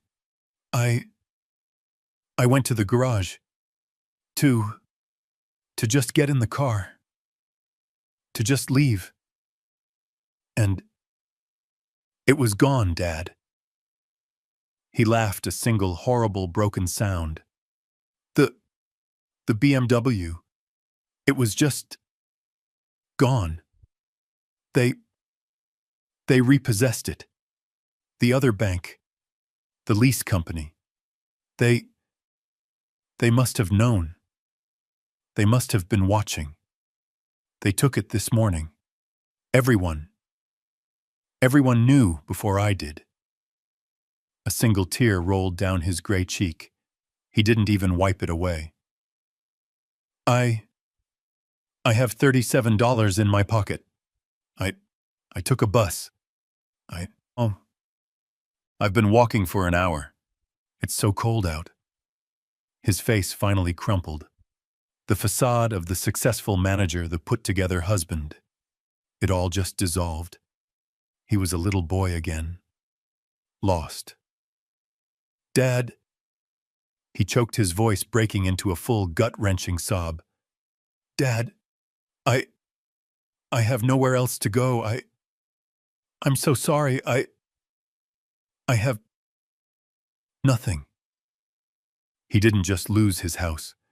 He had finally hit rock bottom, the real bottom, the one I had been protecting him from his entire life, the one he had to hit to ever have a chance of climbing out. I just looked at him. I didn't move. I didn't speak. I didn't invite him in. I just stood in the doorway, blocking his path. I let him stand there in the cold hallway, with his one bag and his $37 and the full, crushing, total weight of his choices. He had to stand there. He had to feel it. This was the moment. This was the real beginning. I looked at my son. Just looked at him. He stood there in the cold, fluorescent-lit hallway, a 38-year-old man who looked like a terrified child. His one small suitcase was by his feet. He was shivering, broken, defeated. He was waiting for me to yell, to say, "I told you so," to slam the door in his face, that's what she would have done. That's the world he had been living in. He looked up, his eyes raw. "Dad," he whispered again. "Please, I'll sleep in my car. I needed to." "Your car was repossessed, Brian," I said. My voice wasn't angry. It was just a statement of fact. He flinched as if I'd hit him. "Yeah," he breathed. "Yeah. Right." I stood in the doorway for a long moment. He didn't move. He didn't ask again. He just waited. He had finally truly hit the bottom. I stepped aside. "Get in here," I said. "It's freezing." He almost collapsed, stumbling through the doorway, dragging his small suitcase. He just stood in the middle of my small living room, looking lost. The grandfather clock in the corner chimed 10 o'clock. Tick-tock. He looked at it. You finished it." "Last week," I said. He just nodded, tears rolling silently down his face. "Dad, I'm so sorry. I'll pay you back. I'll get the house back." "The house is gone, Brian," I said, cutting him off. Not unkindly, just firmly. "That life is gone. You need to understand that. It's over." "I know," he whispered. "I know. I've lost everything." I walked over to him. I put my hand on his shoulder. He felt thin. "No," I said. "You haven't lost everything. But you're about to start working to get back what matters." He looked at me, his eyes full of confusion. What do you mean?" I pointed down the hall. Your old room is exactly as you left it. The bed is made. You can stay here. But this isn't a handout, Brian. This isn't a bailout. This is rehabilitation. Rehabilitation. This is the deal, I said, my voice leaving no room for argument. You will live here in my house. You will not pay rent in money. You will pay it in action. Starting tomorrow. He just stared at me, listening. Tomorrow morning at 9 a.m. you have an appointment with Mr. Peterson. You are going to file for personal bankruptcy. You're going to wipe the slate clean of every penny she ever attached to your name. You're going to be free of her. He swallowed hard, but he nodded. Okay. 2. You still have your job, for now. But that's not enough. You will get a second job, nights, weekends, delivering pizzas, stocking shelves, I don't care. You will work, and you will hand me your paycheck from that second job every Friday. 2. To pay you back for the house. No, I said. The house is gone. That was a lesson. You're going to pay me back the $50,000 I spent on private investigators and lawyers to find out that my son was being led into a criminal conspiracy. You will pay for the cost of saving you. He flinched, but he nodded again. Okay. 50,000. Okay. 3. Every Tuesday and Thursday night, you're coming with me. To a meeting. A meeting. Gam-Anon, I said. It's a support group for families and spouses of compulsive gamblers. You have lived with an addict. You are a victim of her addiction, and you are codependent. You don't even know what a healthy relationship looks like. You are going to go, and you are going to listen. You are going to learn why you let this happen. He looked like I had slapped him. Dad, I don't need... Yes, I said, my voice unyielding. You do. You let that woman convince you to betray your own father. You let her convince you I was crazy. You are broken, Brian, and we are going to fix you. You will go. That is part of the deal. I stared at him. I didn't soften my gaze. This was the most important negotiation of my life. And 4, I said, my voice a little softer. On Sundays, you're in the workshop with me. We're going to build something. Together. You're going to learn to use your hands again. You're going to learn to create something real, not just sign checks for things you can't afford. I looked at him. Bankruptcy, a second job, therapy, and work. That's the rent, Brian. That's the price of admission. You do that, you stay here. You don't. You're on your own. Your choice. He stood there for a long, silent minute. The clock ticked in the corner. Tick, tock. He looked around the small, simple room. He looked at the old, comfortable furniture. He looked at me. His shoulders, which had been slumped in defeat, seemed to straighten. Just a little. He wiped his face with the back of his hand. Okay, Dad, he whispered. His voice was hoarse. Okay. I'll do it. I'll do whatever you say. He looked down at his single suitcase. I just want to come home. I stepped back and pointed down the hall. Your room is waiting. Go put your bag away. He nodded, a look of profound, exhausted relief on his face. Thank you, he breathed. Thank you, Dad. He picked up his bag and walked down the hall to the room where he'd grown up. I heard the door click shut. I sat back down in my armchair. It was 10:15. Outside, the world was celebrating. I picked up my book. The rehabilitation of Brian Harrison had just begun. It was going to be a long year. It's been a year. A long, hard, quiet year.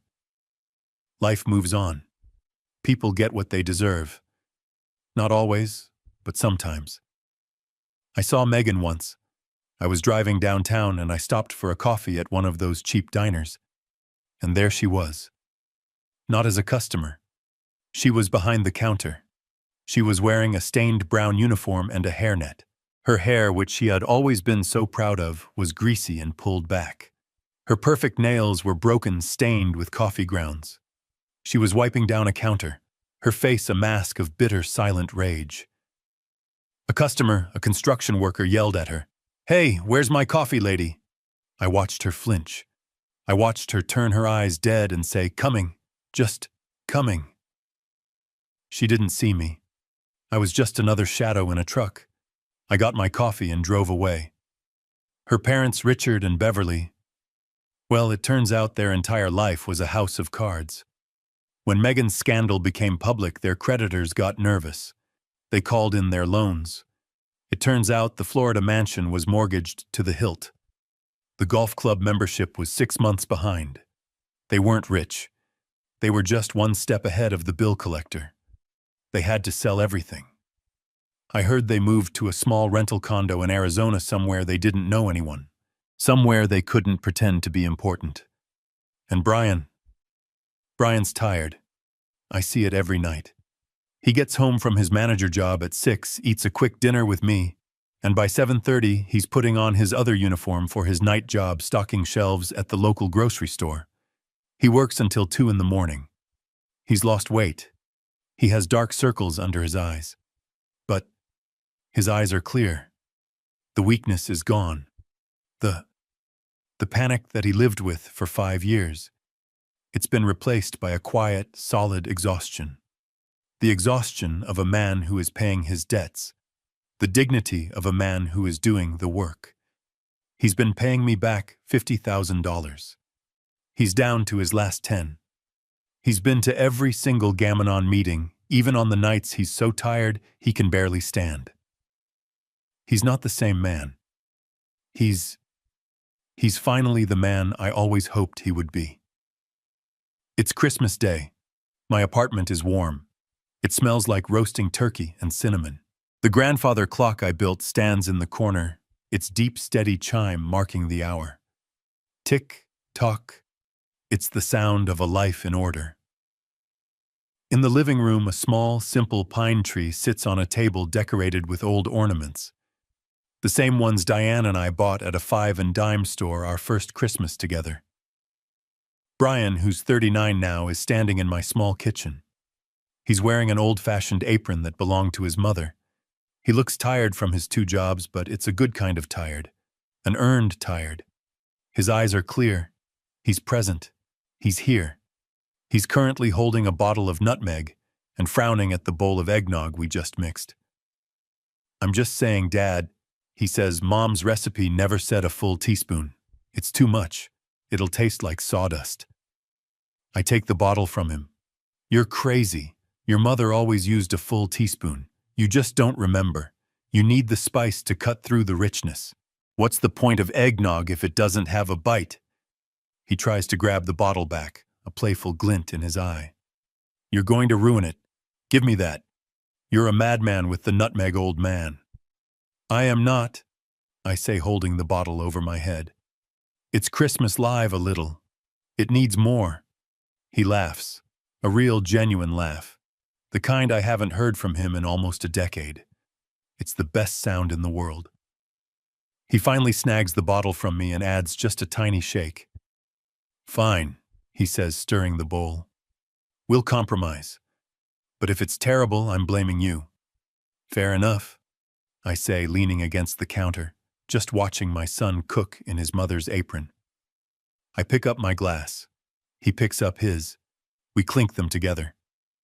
"To Christmas, Dad," he says, his voice a little thick. "To Christmas, son," I reply. We sip. It's perfect. As I watch him turn back to the stove to check on the potatoes, my mind drifts. Voiceover. Last year, my daughter-in-law told me I wasn't welcome for Christmas. She said they were only having real family. She kicked me out of their $1 million house, and my son, my own son, just sat there and let her. He was too weak to stand up for me. He was a stranger. This year, I'm standing in my small, paid-for apartment. I'm home, and I'm with my son. The $1 million house is gone. My bank seized it and sold it at auction. The luxury BMW is gone, repossessed. The country club membership is gone, canceled for non-payment. The fake, phony, high-status life that was crushing my son. It's all just gone. But my son is back. He's been through a year of hell. Bankruptcy. Divorce. Working 2 jobs until he drops. He's paid for every lie, every weakness, every dollar. He's paid his debt. And in doing so, he found himself. He found his spine. He found his way home. I thought the best investment I ever made was that portfolio Diane left me, the one I grew in secret. I thought my smartest move was buying that mortgage note, but I was wrong. It turns out the best investment I ever made was in this. This hard, painful, necessary lesson. The $1 million foreclosure was the price I had to pay to buy back my son's soul. And that is the greatest Christmas gift a father could ever ask for. The house was foreclosed, but my family was saved. What this whole thing taught me is that true love isn't always about giving people what they want. Sometimes love means letting them fall. My son was drowning in a life he couldn't afford, all to please someone who didn't respect him. Enabling that lifestyle would have been easy, but it would have destroyed him.